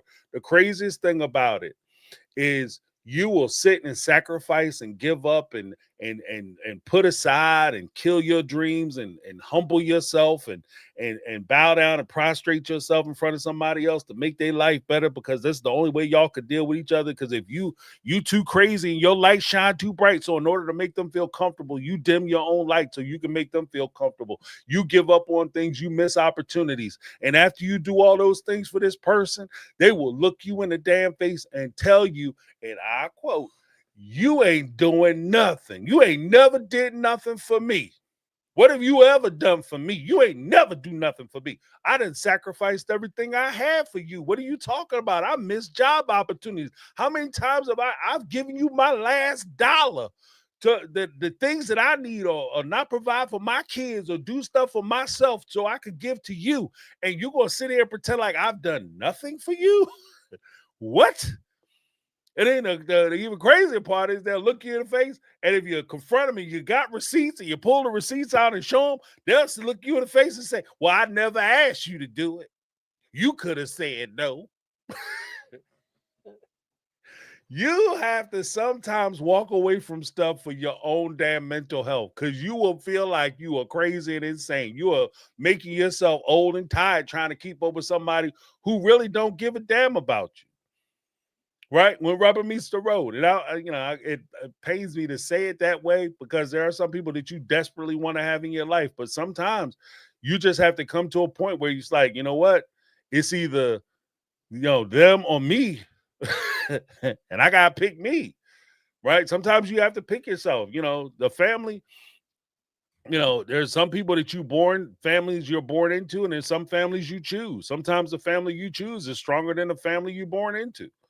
That's a thing too, and I genuinely wish, because as I talked about with Carmel Cuties, and I'll get to you, Darlene, I promise you, long-winded as hell. But like when I talk with Carmel Cuties, you never really think about how impactful and positive a parent's love can be to a child. Like the one kind word, just looking for sometimes, because there are kids who act out, and this is a sad thing. Like when you see a child and people, oh, they bad, but you realize that child isn't bad. That child is just acting out because deep down, what they really want isn't to be bad. What they really want is for a parent or somebody to give a shit or give a damn enough to come and look for them. Give enough damn to tell them to stop, straighten up, do the right thing. Tell them that they're important, that they're needed. That's what they're looking for. And when they don't get those things, they put themselves in a situation where they just continually do negative things, because at the end of the day, let's be honest, some attention, even negative attention, is better than no attention at all. So what they do is they act out and they do these things because they're trying to get attention from somebody who refuses to pay attention to them. The even sadder part is, no matter how much they do, no matter what they say, whether they're doing excellent at school or they just missing every day and they causing all kinds of problems, and it causes their parents to show up. The parent don't care when they're doing good in school, so they go to school and do bad, because at least this way, I know I'm gonna see my dad for at least 15 minutes when the principal call him into the school because I got in a fight with little Johnny in the cafeteria. Right. And that's a sad situation. That's a very sad situation, But again, it does come down to that point where, especially as you get older and you start to get a handle on some of these relationships, and you start to recognize that some of these relationships are never going to be positive influences in your life, and they will always be negative or toxic, or they will always be a way, like a shoulder, a brick or a stone or anchor that's always weighing you down and pulling you down. Sometimes you just got to cut bait. You got to cut loose, let go, and focus on yourself. I know this shit sounds selfish, but it just, that it's a sad state of affairs, but not all relationships are built the same. So even when Cody's sitting there, and I know he's, I'm a father of 18 kids. No, you're the dad of 2, possibly 5, right? You're not a father to 18 kids. You have 18 children, but you're only the dad. Like, you're a dad to 2 of them. And that's a sad situation. So But I appreciate you, Jody Periscala. Again, I appreciate everybody who comes in and they voice their experiences, because not only do I want you to feel validated in things that you say and the things that you feel, but I also want you to recognize the power that you have in sharing your stories. A lot of times we don't know, I want to say a lot of times, most of the time, we have no idea who we're talking to or who's in the group or who's doing a rewatch. They might not even be here right now, but maybe they'll do a rewatch. And it's those type of sentiments, those type of comments that may help somebody in a tough time or in a hard situation. You might be helping somebody that you may never know that you helped them, right? But you've impacted somebody's life positively, right? And if you come back, I remember there was a guy, quick story time, real quick, and then I'll get to you, Darlene, I promise. James, you talk too damn much. But I remember when I was in college, there was a guy who worked security. And at this time I can see his face as clear as day, but I can't remember his name. I'm horrible with names. But we were talking, like I would talk to him here and there because I talk to everybody. But we would talk here and there, and he gave me a piece of advice, and I never forgot it. And he gave me advice at a time when I needed to hear the message that he was telling me at the time. And I know for a fact, if he's still around, right, to this day, if you would have went back to him 5 years, I know he was still around 5 years after I saw him, but if you would have went back to him and said, "Do you remember talking to James in the parking lot of the gymnasium parking lot at the security booth? You guys had a conversation. Do you remember talking to him? Do you remember what you said to him?" He'd probably say, "Absolutely not." But I remember because it was important to me. Sometimes, you're giving messages to pass on to somebody. You don't know why you saying what you're saying, but it's a message that somebody else needs to hear. Not everything that positive vibe or message that you put out is necessarily for you. Sometimes you kind of the mailman, right? Right. Somebody needs to get that message, and you're being used to deliver that message. So I appreciate you guys being forthright and sharing your experiences with the group and with everybody, because it really does help. Thank you so much. But let me give you a little something for the super chat. Jody Periscala in the house.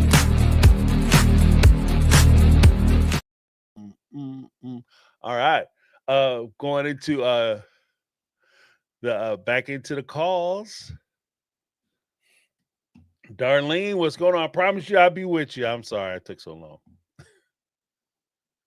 Hello, Darlene. Oh, yeah. Okay. Sorry. I'll swallow my blood pressure pill real quick. No, it's no worries. I tend to have that ability. I catch people when they're either eating something or you first start drinking. Well, you know what? I was like, okay, I had time to go tinkle and take a drink.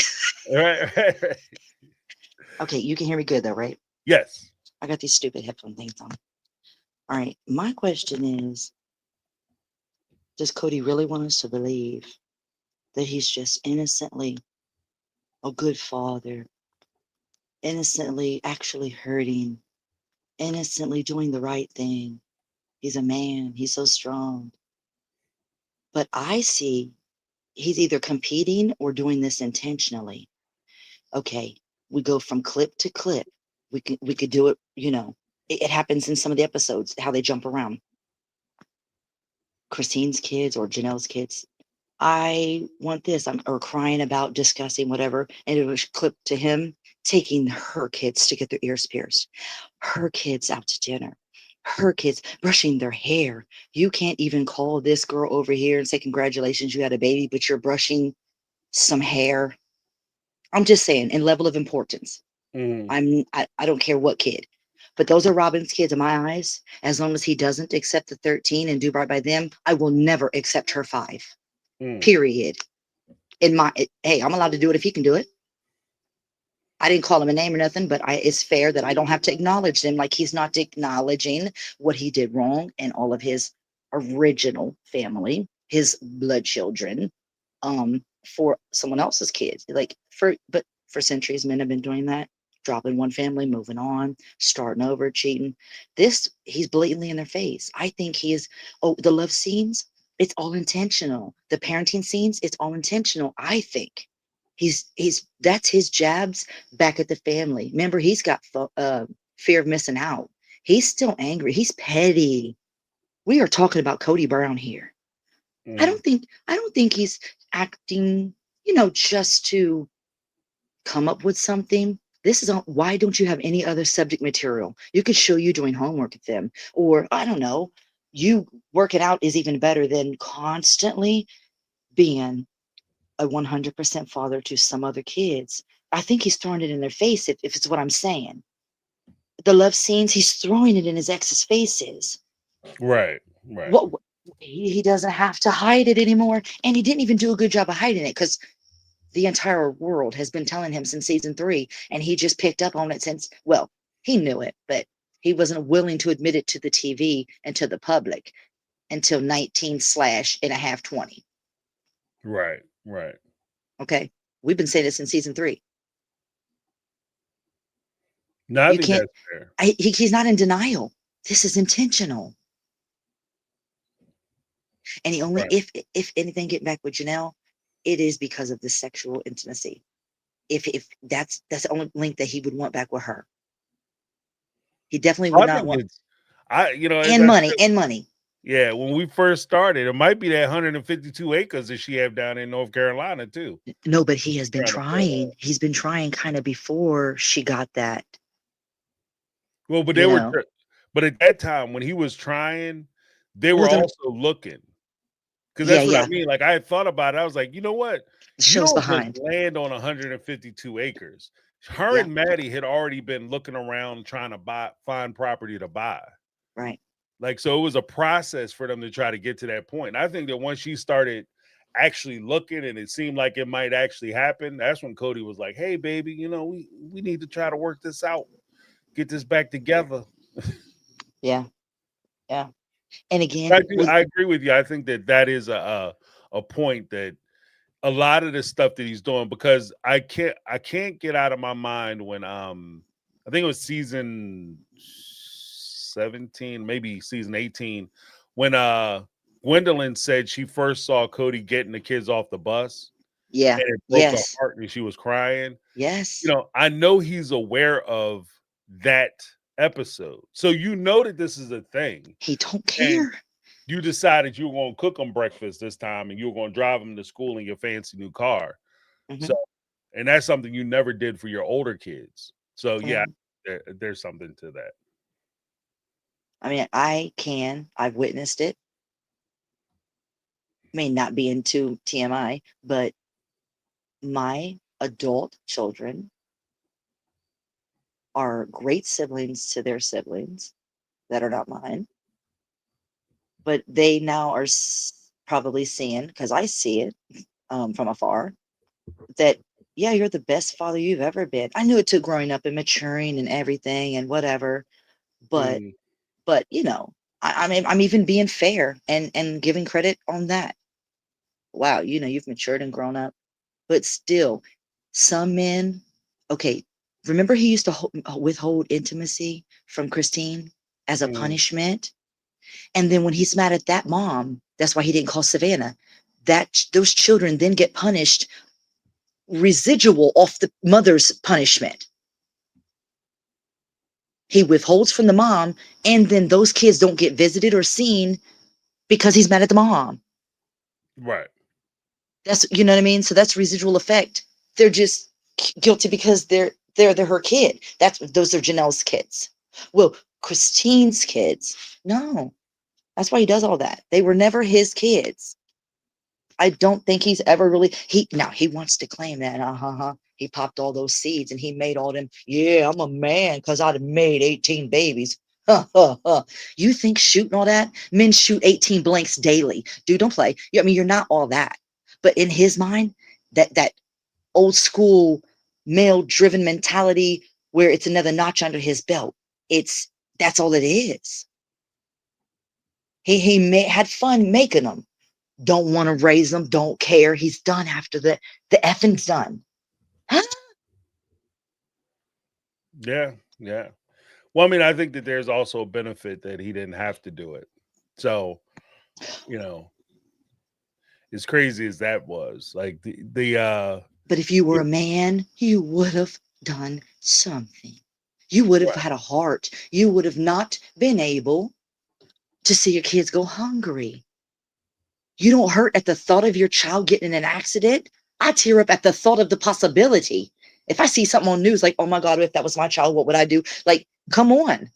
Mm, He doesn't have anything like that. He's not built like that. Or no, right. only for Robin, excuse me.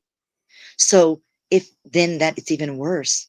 If you are capable and you choose not to, which story do you want us to believe, Cody?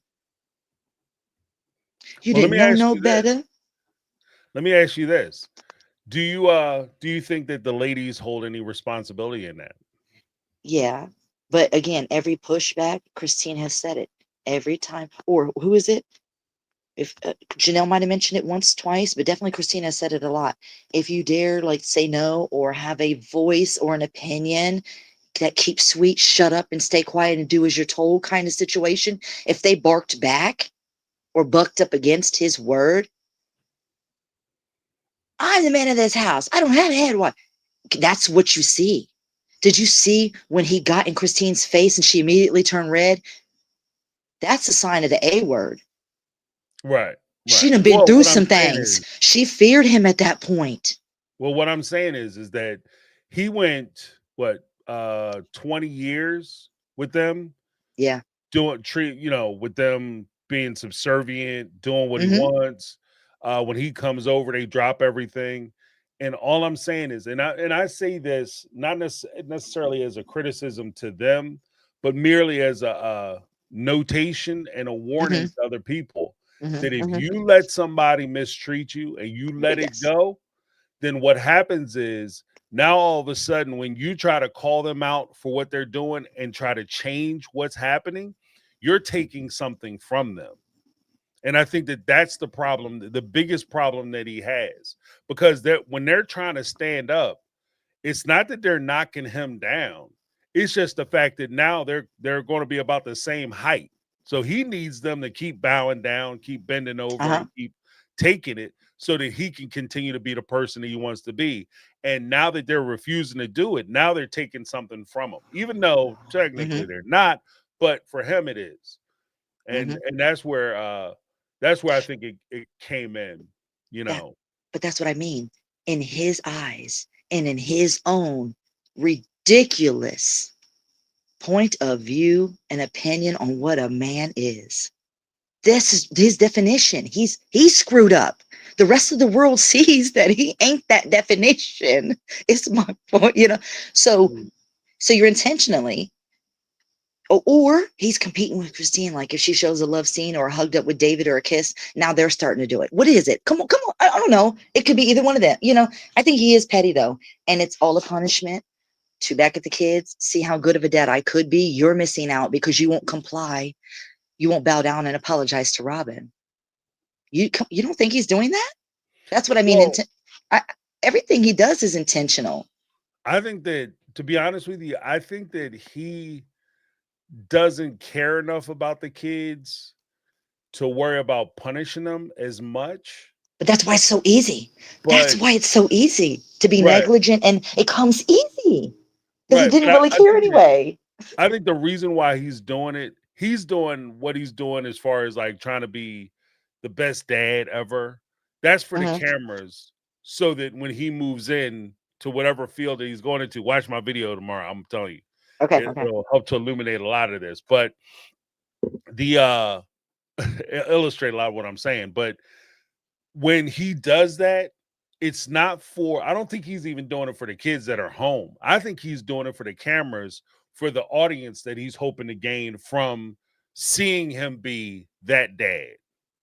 And then two, because people aren't familiar with him, the folks who aren't familiar with him because they didn't watch the show, Right. Right. They they're think going he to is a look at it good. and say, this is how you do one thing is how you do all things. The assumption is that if he does this for his youngest kids, he was probably doing this the whole time. And that's the lie. Right. Lie. And Lie. then we Lie. don't have, like, the only people who know that he hasn't been doing this the whole time and he hasn't even gone over to their house, much less Yeah. cook them breakfast, are Hmm. the people who've actually been watching the show. Yeah, I feel like we all grew up with them. You know, Yeah, yeah. we saw Trilly be born. We've grown up with her. Right. Right. They've been on for 15 years. So, you know, there's people who commit major crimes have been out of jail earlier than this show. Right. Yeah, I mean, But they've I've seen given this him show season 16. right. I've already given him way too much grace. If the death of one of your children doesn't smack reality into you or open your eyes or whatever little pun you want to say, nothing else will. Because them Right. leaving didn't work. The shock of everything, the show potentially being canceled because of the breakup, but they get to be on there, but they don't have to be together now. They can do it their way as long as everybody's happy and they don't have to sit in the same room together. I mean, come on. But the death of your child wasn't enough. Right. Well, again, you know, and He I don't don't, think he did anything wrong. He don't think he's guilty. I feel for the kids because again, like how normal people would approach it, I think is the correct response. That's why so many people are outraged. But Mm-hmm. I think that deep down, and this is the part that the dark side that I'm aware of, but it still bothers me, because I'm a Gemini. But Uh-oh. but Oh God. Okay. yeah, explains a lot. But Now it the does. how does he know the evil stuff? Yeah. Because you got both sides. Right, right. Because I walk with him. But the whole thing is that when it comes down to it, the saddest part for me, I'm kind of putting off saying it because I just take it, it's so nasty What? that at the end of the day, if somebody passes and you didn't really care, then how big a lesson do you really learn? Right. You know what I mean? And that's the sad part. And again, I hope I'm wrong. I hope I'm wrong. I hope I'm misjudging Cody. But there is a possibility because I know that there are parents out there, they could lose a child and watch that child go. And it Mm-hmm. won't affect them not one stitch. They won't lose an ounce of sleep, nothing. You understand what I mean? Mm-hmm. There are people like that in the world. Yeah. No, So, seriously. it's Let's say sad to think 1/10. that Yeah. we might have been watching that for 20 years, but it's a possibility. And the more I see him, like the more adamant I see him being about not contacting his kids or reaching out Yes. to his kids, Mm-hmm. it really strikes me that he might be one of those people. Because as you said earlier, it is hurtful, whether he intends it or what his motivation is, irregardless of that. Watching those kids, watching him with the younger two are going to hurt them. And I can appreciate, like you said, when you get older, you have more time, you have more money, you have more resources, so you can do more for a new family than you could when you Mm-hmm. started out and you had a previous Yeah. family. Yeah. Yeah. I get And we that were those both like reasons are 19. there, Yeah. Mm-hmm. but it still hurts. Yeah. You No. understand what it still hurts. Like when that child is seeing that, like, I don't remember dad coming by, going to my PTA meetings or my football games or my karate class, you know what I mean? Mm-hmm. Competitions or wrestling matches. I don't remember none of that stuff. And he seems to be there for all their stuff. And there might be a million reasons as to why he could do it that now when he couldn't do it then. But at the end of the day, it still hurts. They can't help how they feel about it. He But chooses to do what he wants to do, and that's it. mhm, And what's most important to him is what he's doing. Her family, her kids, right. making sure they got a future. None of the rest. None of the rest. Yeah. You know Mm-mm. what though? And this is not wishing anything on Robin's kids, but there is a thing sometimes when Mm. people are Ooh, not in your life, Jane. it can be a blessing. You know what I mean? But You know, can you just 50-50 agree with me that you don't notice? I'm not saying because I ain't no therapist or psychiatrist. I just do, medical though. I done worked all the crazy words. I'm just saying, the difference between everyone else's child or children, behaviors, mannerisms, well spoken or not, respectful or not, even when they need to be or not. They can be a little sassy. All of them's got it in them. The difference in the families, the 13 and then the 5,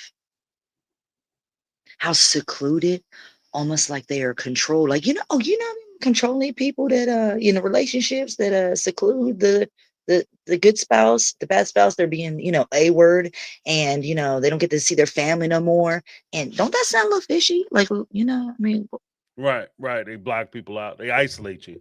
Well, I that's mean, the word. that That's the word I'm happens. looking for. Isolation. They isolate you, and they Right. control your every intake of news, where it's coming from, a text, so you don't know the truth. What was that? Where the government controlled the people and they lived in the dome, kind of. Right. They had no idea there was a world outside. Are we really? Come on now.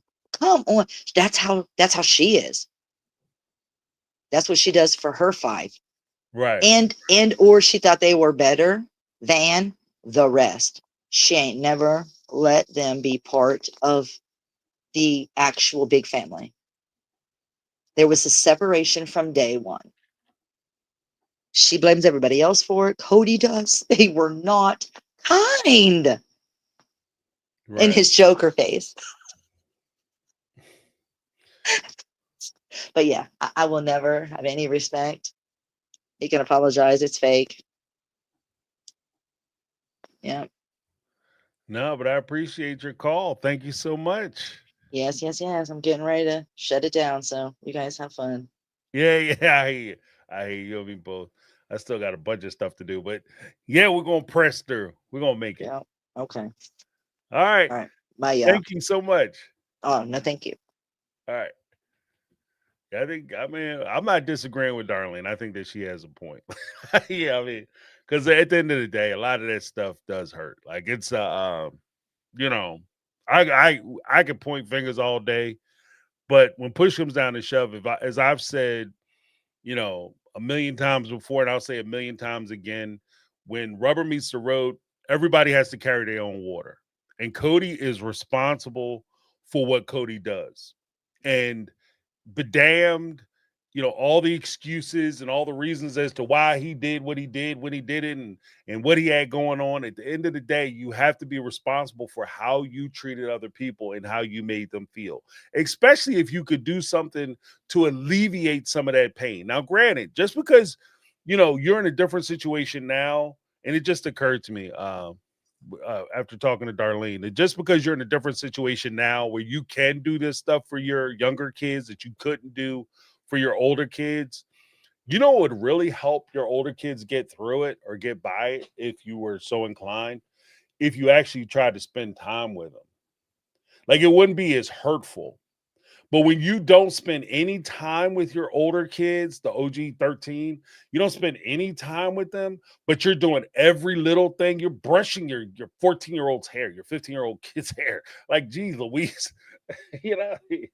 at 15, like, Mom, don't touch this. You know what I mean? Hey, you got your little style. Don't touch this hair. You know what I mean? Unless you are a barber or a hairdresser. Don't touch my stuff. But it's that's what hurts. I think that's the painful stuff. And frankly, I know we kind of we're aware of using the A word, the big A, but that is a form of mistreatment. Like, if you are, systematically doing things because whether you just don't care, or you don't realize, or whatever the case may be, you're jacking them up for no reason at all. For no reason. I didn't really have to see, like, what he did with those kids. I didn't need to see that. That did that that was just filler. That's B-roll. What are we doing? Watching you get your kids ready for school? That's not a reality show thing. Are you serious? Like, we don't have to see that. That was just like, for them to include that is just cruel. So, I mean, there's that too. But let me just check. We got some super chats. Make sure we get to those. We had Tracy's fractured history, and remember, for 5 months, Tracy, salute. Got to come to one of the members roundtables we have on Saturday noon. That Cody, for shame on him. Love you, James. Thank you, Tracy. Appreciate you. Tracy's awesome. And let me give Tracy a little something. Hold on one second, Betty. I did that. This is for Betty or Tracy. Wait. I messed that up. Hold on one second. Go back to Tracy. I'm just saying names now. What the hell? That's how you know you're getting older. When you be calling your kid, you run through the whole list of everybody in the house. That's how you know you about to be at home, son. But it's for Tracy.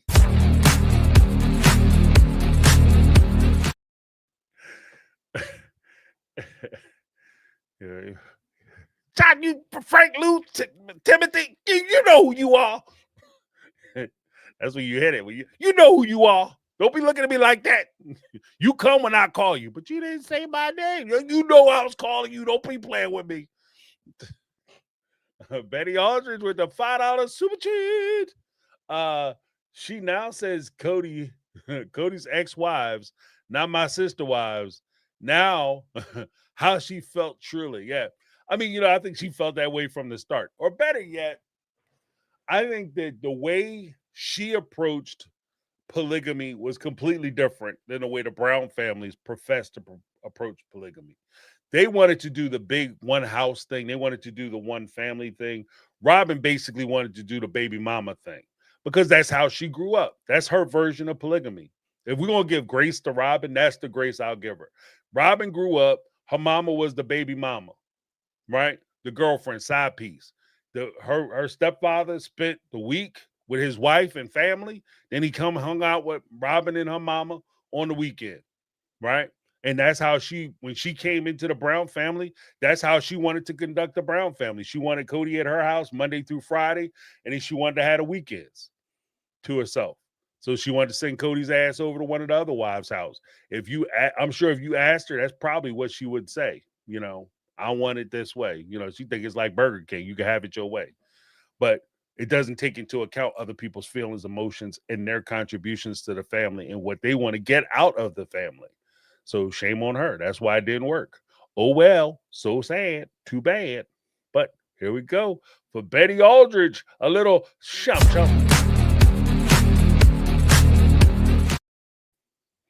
All right. And then we had Darlene Hall up in the house, $2 super chat. Kidneys fail, back surgeries, brush hair, priorities. Yeah. He's like, look, I can't be there for no back surgery. Okay. I can't do no kidney failure. I can't do dialysis. I'm not trying to ride you to the hospital. But Solomon needs to have his hair done because we got to make sure we take care of the hair. Especially from the guy with only 2 tendrils left on the top of his head. That's why he worried about Solomon hair. That's the only time he get to see somebody or touch actual hair at the front of somebody's stuff. Oh, your hair go all the way from front to back. That's nice. I like that. I want some of that for myself. Maybe that's what he in there doing. He trying to get some of that, when he go in there and brush the shit out of Solomon hair and try to take some of the hair out of the brush and make a damn wig for himself. Maybe that's what he's doing. See, we've been reading this all wrong. He's trying to make a wig hat. Okay? He trying to make a wig hat out of Solomon hair. That's why they're brushing the shit out of his hair. Cause I was like, that dude is kind of rough on that. Like that, you try to do a cowlick, put some product in there. That, put some product that'll lay it down. Like you just in there just ripping hair out. But now it makes sense. He's like, well, I'm gonna have a nice joint. These tendrils, boy, they ain't gonna be lonely for long, son. But go to the club, be popping, try to pick up some young girl. He gonna have that one long ass hair that go wrap around his head 4 times. Be in the club trying to pick up a 20-year-old talking about, hey girl, how you doing? Can I get you a drink? No, I don't drink Pepto-Bismol. Thank you. Girl, I ain't drinking no Pepto. Maybe you don't recognize me. I'm Cody Brown from Sister Wives. No. 20 years old. You're probably like, no, I don't watch that show. I watch The Valley. Yeah, I was on Special Forces. Yeah, don't care. Like, you know what I mean? That's the crazy. You try to pick girls up. They were like, I don't care. Because you're on the wrong side of 40, bro. Young girls are not trying to talk to you. But let me give Darlene, a little something, something.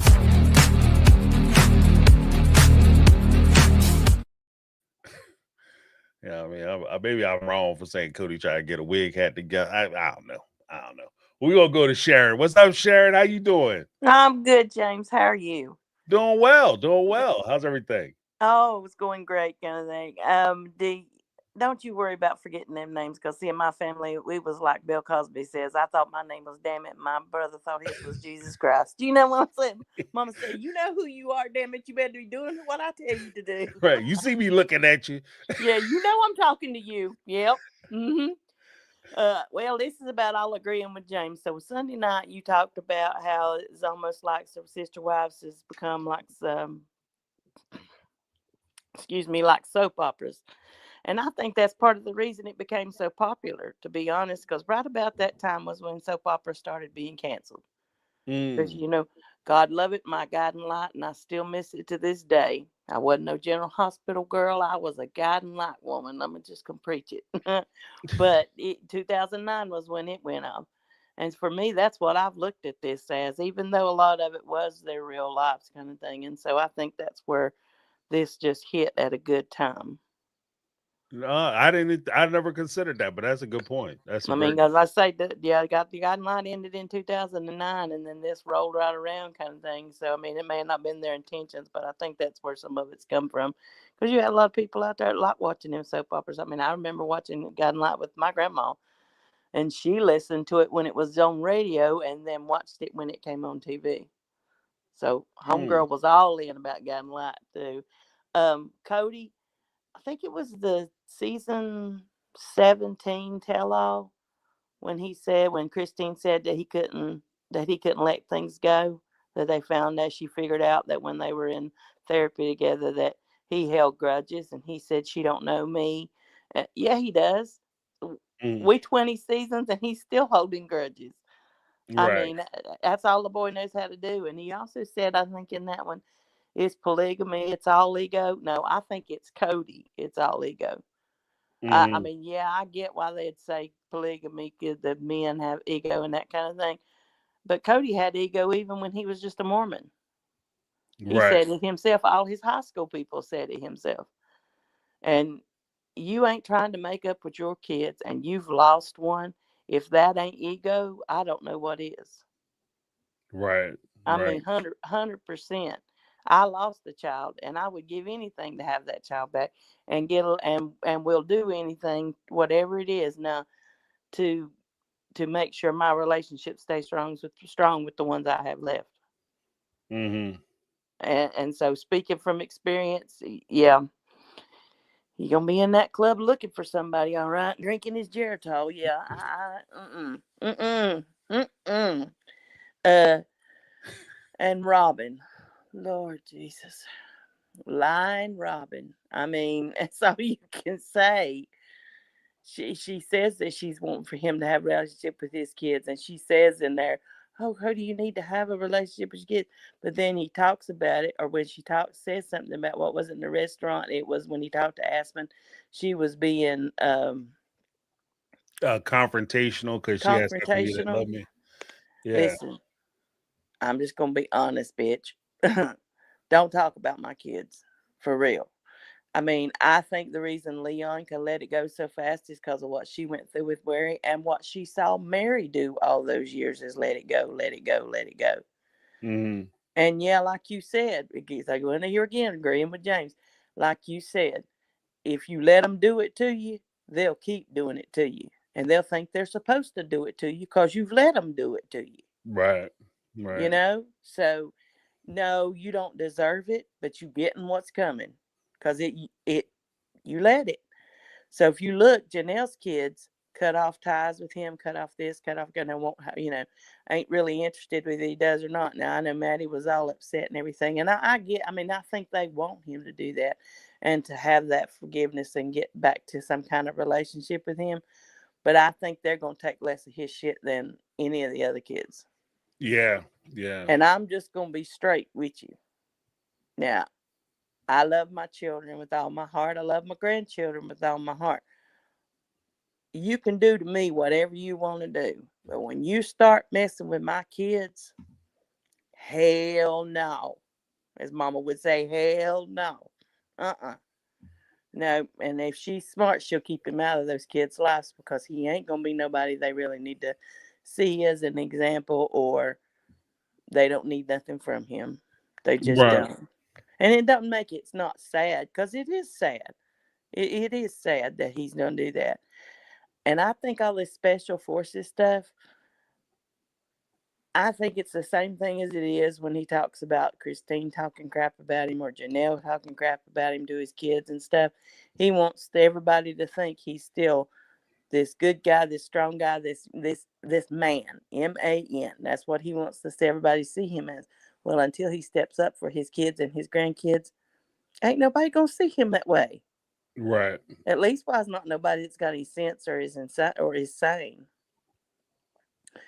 Well, I got one more thing and then I'll let you go. I sent you another email with the shirts that Janelle's doing. Did you Okay. Did you get it? The sister witches, and she's doing the shirts. Yeah, Cody, keep talking that shit, and Janelle gonna be here at cha-ching, cha-ching, because homegirl be winning. She be winning. She might have left money laying on the table with that house that she helped pay for, but she getting her money some way. Keep talking that shit. She's using every bit of it. Yeah, that'd be awesome. You know what would be even funnier is if he turns around and tries to sue her because I came up with that. You took that from me. That's not right. You should give me a breakdown on that money. Yeah, and I think that's why she said that. I think that's why when he said sister witches and they flashed back to her, she said, I'll own it. It's okay. I'll take it. I'll take it. So she took it. And now she's selling shirts on Tater Farms that says sister witches. So she keep talking that shit, Cody. She's winning. That's all I know is she's winning. She don't have to put up with you. She don't have to wait on you. She don't have to look for you. She don't have to worry about you. She just listens to your shit and she wins. Let's just keep stacking paper on you. Yeah, you just hear it anything. He says something and she hears cha-ching, cha-ching. All right, James, listen, you have a good night. You too. You too. Thanks for calling in. Oh, yeah. Bye-bye. All right. That's awesome. Came up with shirts. Now that's the best revenge. The best revenge is living well, but the even better revenge, the even sweeter revenge, is when you can make that mother pay you. So every time you say something, pay me. And you know that burns Cody ass up because he's trying to scrounge for every nickel he can get. And every time he turn around, she making more money off of him. And he was like, I came out with a shirt that said sister witches couldn't sell 2 of them. She come out, sell out. That's what's up. Sharon, that's awesome. All right. Next up, we got Tanya Kata. What's up, Tanya? How you doing? Hey, what's going on? How's everything? Going good, going good. That was funny. I like that. I didn't know she was selling those sister witches. She jumped I'm right gonna have on to it. purchase me one. Them shit's fresh off the presses, apparently, because he just came out with that on Sunday. Literally. I was laughing too, and you're right. I think she wanted to be the family. Cody stays at her house all week and then goes to see them on the weekend. But how you gonna be the side chick having him all week and the main family get him on the weekend? Right. How does that make sense? When she came in, she tried to usurp it. She tried to flip it. That's Pick it up, flip it. insanity. But you're right. I think that's exactly what she was trying to do. So I had to write down my my thoughts. The first thing I was thinking was the car. So Mm. a lot of people were like, how did he get that? The new Mercedes, the 6-figure Mercedes that he, had to pull up to in the tell all. I think he bought it with that special forces money. I think you're right. Because don't they get paid like $100,000 at the very least for just being picked to be on there? Well, I don't think they get And paid that much, but I was actually, I'm glad you brought that up because I was talking about that earlier. Their money goes up. Like the base amount they get is very low, but their money goes up significantly depending on how popular they are and how much name recognition they have. And if you notice, there's a lot of people on special forces. There's 18 or 19 of them. Mm-hmm. And we've only seen maybe 4 or 5 people do couch interviews. Yeah. You understand what I mean? So Yeah. Cody did like 3 or 4 of them. Mm-hmm. So he might be at the top end of their because they're not gonna, if they're paying you 6 figures, they're not gonna have you just sitting back not talking. They're Right. gonna have you talking and interviewing and saying dumb stuff the whole time. Right. That's where they had Cody. So he might have been getting like top money, but you might be right. And that and the fact that, let's be honest, there are lease deals. Like he Right. might be leasing that car. He could be leasing it. Yeah. He could be leasing it. But I That's think true. the down payment definitely came out of special forces money. How about that? That's the thing, You're right. because he's dumb enough with his money that instead Right. of thinking to himself, the shows might not last for long, let me take this money and put some coins away, he Mm, would take it and buy a car. right. Yeah, right. Or you know what I mean? And if you're gonna do that, like what I've always heard is if you're going to do a lease option, get yourself a nice, stable, reliable car that you own. Then you go out and lease. That way, when you're leasing, you can keep the mileage down. You don't have to drive it everywhere. But if you got your stable car, if you have to turn that car back in, you still have transportation. You don't have to scramble out and try to find another lease deal. But Right. yeah. But He's not gonna do that though. I can see him like taking all his cars, selling every one of them so he can Yep. afford the lease. And Yep. then at the end of the lease, he not only do they close the lease out, so either he has to buy the car or he has to turn it back in. But at the same time, they talk about they're gonna cancel Sister Wives, so he has no income coming. Like, you know what I mean? Because like you said, this is not a show that's gonna last. I don't think this show has 3 seasons in it. I I don't was think so. surprised to hear they were filming 21. Same. I really thought 20 was it. Right. I thought 20 was it. I was shocked too. The other This thing thing I is was trickling the thinking, drain. I was cracking up with that wig hat. He was Right. pressing the hell out of his hand. So yeah, I was thinking Sure about like, was. oh, He he might be sure making was it brushing big. that hair hard. And just like everybody's saying, Solomon is what, 14, 15 years old? But this is what it is. Robin is keeping those kids as babies, just like Mm, she did her first 3, because she knows he loses interest in kids once they are grown and don't need him anymore. So she's going to keep those 2 babyish as long as she can, because both my boys are 13 and 14, and there's no way that they would have me brushing their hair. Absolutely no way. right, So, and right. I think his little phone, when I looked at his phone on the table, it's like one of those little baby gizmos for like a 9-year-old that you don't want them to be able to call out. Oh, You the can only get, one-way Jones, you can only yeah, call like your parents or yes, like maybe 3 yeah, numbers and they're all speed out. Oh, yep. It's okay. a little baby phone. Because I'm Oh, nosy. I had to pause it and really look at it and then go look it up and all that. oh wow. Yeah, so they're just babying them, treating them like babies and stuff. Um, so that they'll have relevance to him. Yeah, yeah. Or what's worse, what's even scarier to me is the fact that she might be treating them like babies is scary. But what's crazy to me is I could see them getting those phones, like the little baby phones, Mm-hmm. because they don't want to have any possibility that any of the other siblings or moms can reach out to the kid, Yes. Oh my God, that's true. That's true.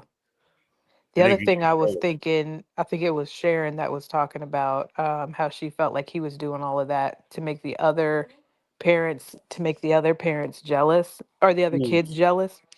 I think it's more that he he likes them to be mad at their mothers. So if he could say, kind of do that to say, see, if your moms had been acting right, you could have had this in your life too. Right. Yeah, I can see that too. I mean, I don't dismiss what Sharon was saying. I'm just saying that like Mm-hmm. what sticks with me with Cody is that I can see a universe where he just doesn't care about, like, because again, like one of the things that I think we've all kind of tapped on is when you lose a child, usually that would wake you up and you'll be drawn to your other kids and you'll try to repair those situations. But the fact that you could lose a kid and then still turn around and be like, give your kids the bird on the way out to church, like, Yeah. like you built different. Like you are built different, Absolutely. you I know. try to think about that, and I think it's I know that Big G's was a big moneymaker for him as far as like having content for the show when he was just fueling their Mm. fights. Yeah, yeah. And I think him not G's being gone now, I hate to say it, but I feel like the whole funeral and everything was another content for him personally. Mm. Um and now it's just kind of like, it's over. He can't really milk that too much more. So on to the next. Yeah, yeah. You know what? You just put something in my mind that you because I just said that like I'm surprised they have a season 21. It does occur to me that if Big G's was still around, he Yeah, was good for another 3-4 seasons. Just him by absolutely. himself and his Absolutely. reactions. He was good for another 3-4 seasons. Mm-hmm. He had kept the show on because my Mm-hmm. man was coming in like he wasn't taking no shorts. He wasn't cutting corners at all. So yeah, it would No, have been that show would have been fire because because I he feel was like saying all stuff. of season 18 was just about him and G's arguing. Hmm. And Cody just kept throwing fuel on that fire. Right, right. And he's talking about like, we don't need a dad because and Right. he was dropping a lot of information, Yeah. about his truck, about him not coming over to see his house, about you know what I mean? So he Mm-hmm. was just dropping information left and right.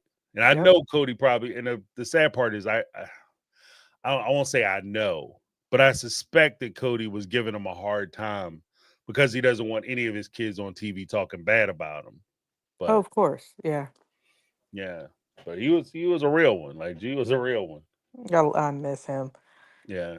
The other thing was I had to write it all down because I said I'm gonna forget. Um, the scene, okay, whenever he was like Lehigh was bittersweet. Mm. I didn't get to do these things with my younger kids like I'm doing with Ari and Saul now because I was working. Excuse me, what? When was Cody working? And then they flash back to the one morning where he's in a suit and tie. That's literally the same morning. He maybe had one sign to sell that day in particular, and he got the camera crew to run over and film it. When was Right. Cody working? Right. Right. We had to go out and pretend to work, go sit on that park bench for the day. He was probably well, Salsa Bravo's not over there. Somebody said he sits in Salsa Bravo all day. Yeah, yeah, yeah. I forget who said that, but yeah, the sad part about it is like sitting in Salsa Bravo. Initially I thought it was kind of just him being sad, like a sad sack, just sitting there, just drinking and eating chips. But there's a possibility that's where my man go to try to scoop. Yeah, oh yeah. You know what I mean? Yeah. Like that might be his because when you get older, you can't show up to the club. You the creepy weird dude in the club. Music ripping, you stand there wearing your outfit from 1990. When it looked good. Yeah, right. Young girls. Hey, let's be honest. Like at 20, like you hear that somebody like 35, they middle age and it's disgusting. Like, you know what I mean? It's just you feel young and vibrant, but them young people ain't trying to mess with you like that. Not at all. Not You at know. all. That's Yeah, true. they'll hurt your feelings, bro. Good. Maybe, and that's the thing too. My lady had said earlier. She said, maybe Cody is serious about not trying to pick up any young women because he can't get the young women that he wants. No, Like, I cause don't yeah, I don't think so. anybody who he would want, like young person that he would want, he's gonna have to lead with the money. Right. He gonna have to pay them because I don't give a damn. Like, he's in pretty good shape for a guy his age, almost 60. He's in pretty good shape for a 60-year-old. But you are nowhere near competition for another 20-year-old. Absolutely not. You know what I mean? It is what Absolutely it is. not. And I think you said one time he might be over at Salsa Bravo because Robin don't want him in the house. Yeah. And Yeah, before she had sister wives to send his ass too. That's exactly. why she cried. Like, you Exactly. hear too much. Are you here again? And I'm looking at the episode and I'm like, what does Robin do? If he's the one getting up to take Saul to school and then comes back to get Ari to take her to school, what's Robin doing? And Robin didn't have no makeup on, looked tired, looked like she was ready for all of them to get out of the house. Right, right. Well, I mean, not to throw no stones or cast too many aspersions, but rumor around the campfire was that Cody be drinking. Maybe him and Robin be getting fired Oh. up together. Mm-hmm. Homegirl Mm-hmm. can't get it together to get them kids out. Because Because she she did was look a looking little wore rough. out. She Yeah, looked rough. yeah. She looked like the wrong side of Saturday. Yeah, I mean, the rough waters. You can't do it like you did when you was 21. 21, you hang out till 4:00 in the morning, go home, brush your teeth real good, jump in the shower, and you can head right back out to work. When you 20, you start getting up there in age. That's like Nah, 2 she weeks. can't. She can't do it. No, no. Like you have a crazy night, you be done for like 2-3 weeks. And if you get too crazy and call yourself dancing, your knees might not work for at least 3 days. So Oh, so true. But that was my thoughts. Other thing, I find it fun that we all find out that you're a Gemini. My son is a Gemini. yeah, Gemini. I Gemini's are the never best. know which twin I'm waking up to. Yeah, yeah. So say Gemini's are the best and the worst. Absolutely. Absolutely. Anytime someone's like, "Oh, I don't know," most people are like, "Oh, Geminis," but I love Geminis. Like, you guys are awesome. You know what I found, and I guess I'm saying this as a Gemini, but I found that like for the most part, Geminis can be a lot of fun, but we're a little what they call persnickety. Like Yes. you have to be able to deal with us. Like it's just Yes. you know, we My have a son's in great the room. time. He just gave a thumbs up. Yeah. We'll be having a great time. It's you not so much. Like why are you mad? So true. But I appreciate it. I'm self-aware. I'm self-aware. So it's not really it's not a Oh, surprise. thanks, Wendy, for she said love the pic of her and her cat. That's Rocky, my black Yeah, cat. yeah. All right, well, I'm gonna let you go on to the next person. All right. Well, thank you so much for calling in. Appreciate you, Ty. Always a pleasure hearing from you. Same, same. All All right. right. Night. Have a good night. Yeah, so you guys don't know that was Tanya Kata from SpeakPipe. She leaves some SpeakPipe messages usually. Yeah, yeah. But yeah, the damn Cody Brown boy. It's I'm kind of curious. Like, are you guys excited about like did this season opener, the premiere, the first episode of the season? Did that guy make you guys excited about what's coming up? What could happen this season?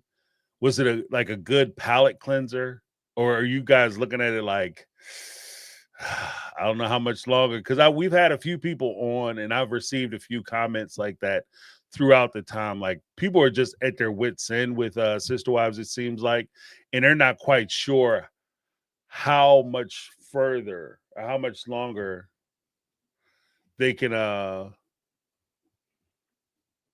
keep doing it. Oh, let me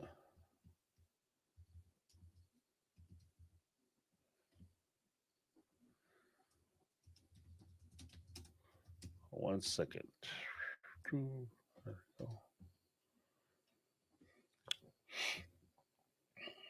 But yeah, we'll do a call. We have a bumper with person. Call in. Cammy Lux Styles. If you wanna jump in. We'll close out the night with you, Cammy.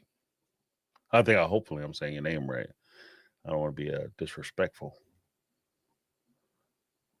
So you got a lot of Geminis up in the house.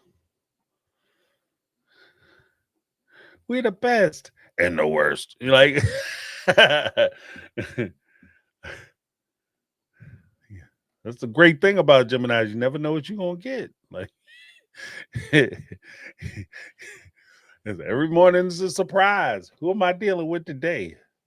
Are you good, James, or evil James? Good James? Bad James? I'm sure that's how Cody feels about me. Are you going to be good James or bad James? I don't like the way you talk about me, James. You say mean things, especially about my two tendrils. And my man's hair, like, bruh, special forces. And I don't want to get too much into people physicality, but I just got to say this shit because it was, you throw PC out the window. But when Cody was doing special forces, I was like, I know he like, thank goodness they got hats up in his jaw because his hair was tied as hell. And he didn't make it through the first day. And you know they don't have any good products out there. And even if they did have like good hair care products, you don't take enough showers. Like you don't have enough access to like actual bathing yourself properly to be able to put good products in your hair. So my man's gonna be looking rough. Like he was already on like 0 when the show started. He finished the first day, his hair was all over the place. He had it slicked back, it was all greasy. He couldn't even cover up his bald stuff out properly. It was crazy. I know my man was hot. I didn't realize I was looking out there looking like that. It's ridiculous. The best line of the day was when when he was talking to Michael, the football player. Yeah, just breathe in, just breathe out. The instructor was like, "Shut the F up." He said it with bass in his voice.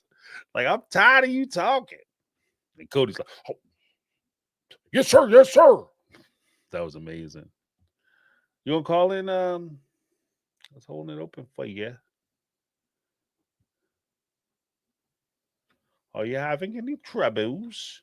Are you having any troubles? Haven't heard from Michelle. Oh, but it might be the timing might be messed up. Let me see, just real quick, because I'm kind of curious what the time difference is between hearing time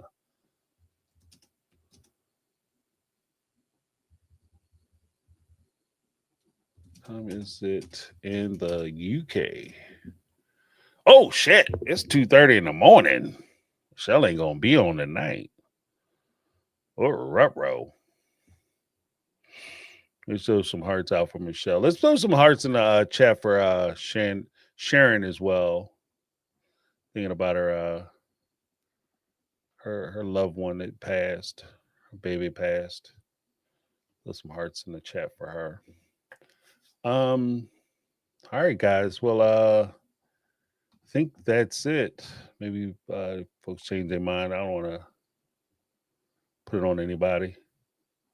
But yeah, I appreciate you guys calling in. Let me know. Did you guys like this time? Is this a good time? Let's run a little quick poll.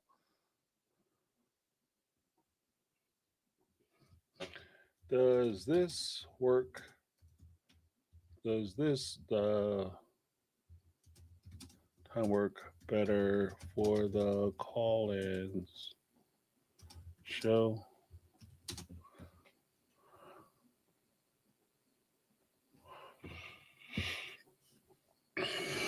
Yeah. So I'm just curious if you guys think this time works better for the call-in show.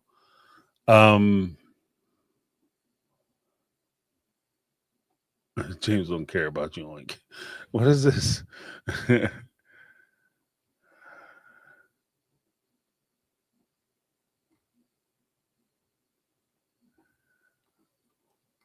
But yeah, okay. Got a lot of folks saying yes. Yeah, because I just didn't want to I don't want to abuse anybody's time because I know like Sunday is a little rough. Sunday night is rough, especially with being as though they're so quirky and weird with the TLC, so weird with the scheduling of the show that they don't run it out right. That a lot of times folks can't even see it. And then I'm trying to run an after show and they didn't even have a chance to watch the episode yet because of the way TLC does it. But yeah, sometimes it is the episodes are on YouTube. So okay. All right, we're going to do it think so far it's a positive response. So next week we'll do the same thing. We'll do the Sunday night show. It'll be a first reaction. Of course, we'll gather as a community. Those and Bobs in the chat. Get my first initial reaction in on Tuesday, 7 p.m. Eastern Standard Time. We're going to do the call-in show. You guys can call in. Now, feel free that if you didn't have an opportunity to call in tonight or attend Sunday, we will be running the Speak Pipe show on Thursday, 6 p.m. And you can leave a message on Speak Pipe. I'll be reacting to those. It's an easy way for you guys to be able to participate in the show. That's what I'm really going for, is just trying to give folks an opportunity to be able to participate as much as they like or feel comfortable with doing. The great part of Speak Pipe is you can leave a name, don't leave a name. You can leave it anonymous. You can say, James, I don't want you to play this online. Here's my question or comment, and I'll interpret that question or comment and then react to it. And you also have the benefit of being able to leave a message. And if you don't like the way the message sounds or you don't like how it's coming off, you can always go delete it, because they have an opportunity for you to be able to hear it first before you send it in. All right. So it's an easy way for you to be able to participate. But I want to thank everybody who called in. We had some excellent phone calls, a lot of things to think about, at least for me. As well as I want to give a special note to folks who left some super chats for us. We had KDB, we had Jody Periscala, salute. We had Tracy's Fractured History. We had Betty Aldridge. Then we had Darlene Hall. Thank you guys so much. As well as I want to thank the Mega Mod Squad. They look out for us, make sure that the room is safe and we can all participate in a secure manner and not have to worry about a whole lot of foolishness. No trolls up in chat. So thank you guys very much for all that you do. Appreciate your commentary, your support for the channel, as well as everybody who kept it cool in the chat, having fun in the chat, y'all. Appreciate you. And for that, let me give you all a little something.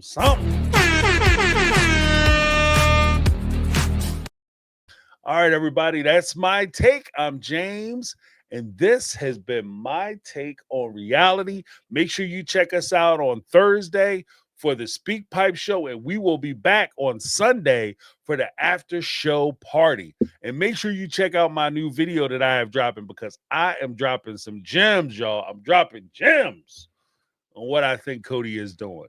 You guys don't want to miss out. Thank you guys all so much. Again, my name is James. That's my take. And this has been my take on reality. And